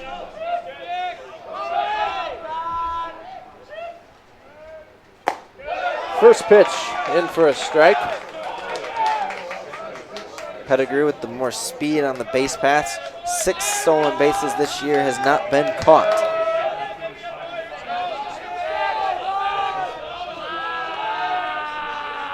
The 0-1 from Schultz in the dirt.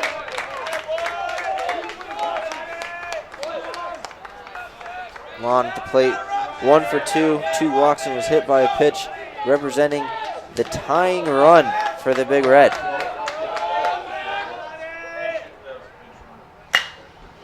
This one lined into center, and there's still life in the Big Red, as we're going to have runners on second and third with 2 outs.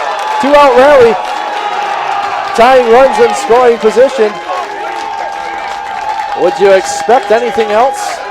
So I can tell you after watching all 5 games of this Adrian Regional that I would not.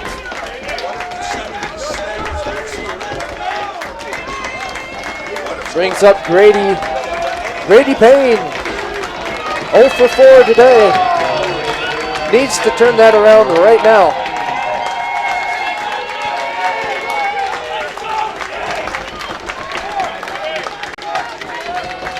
Senior at the plate, trying to make this not his final at-bat of his collegiate career. 90%, Grady. Just a single. Just a single. So Gunner's going to go out and have a talk. He's going to bring the infield in with him. I think that conference might have been ordered by the coaching staff in that Adrian dugout on the third base side.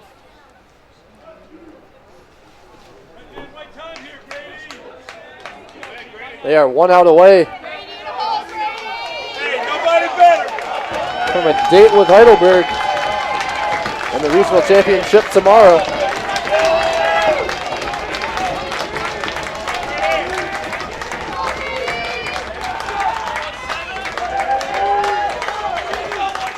Nobody better. Nobody better. So here we go, 2 outs. Adrian 1 out away from appearing in the regional championship. Let's go. Brandon Schultz, first pitch is a strike. Come on, Grady. I believe he started everybody off with a strike here in the ninth. That was a first pitch ball to Farron, who lined out to short.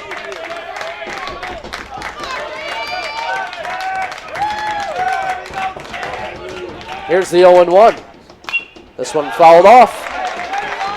The Big Red are down to their final strike.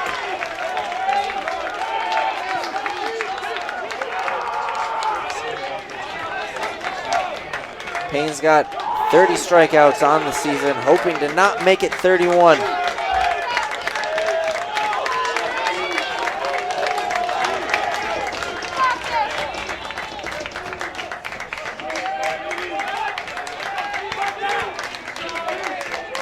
The 0-2 from Brandon Schultz. Misses outside. Collective holding their breath. Everybody here at Nicolay, the 404 of you watching at home, everybody holds their breath on the 0-2 count. As that one just misses outside. Corey Ray wasn't having it. Adrian fans getting rowdy on the third base side above the dugout. So here's the 1-2, swing and a miss, but they're gonna have to finish it off. Gunner Rady throws to first, in time for the final out, and Adrian College will advance to play Heidelberg in the regional championship. They're gonna have to take them down twice. Nonetheless, they make it to Sunday. Fantastic effort by Denison, chasing 2 in the bottom of the 9th. They fought all game long. They just couldn't get the tying runs across. They got them both in scoring position. Came in as the 1 seed, the best season in program history. Nothing to hang their heads about. They dropped 2 today, can't quite make it. So the stage is set for Championship Sunday. 12 p.m. will be game 1. It'll be Heidelberg. It'll be Adrian. And it's a game you're not going to want to miss. ACTV will have that coverage. We'll have game 3 if necessary. For Joe Templin, I'm Darian Pitcher. Bulldogs win it 5-3. We'll see you for the championship game tomorrow afternoon.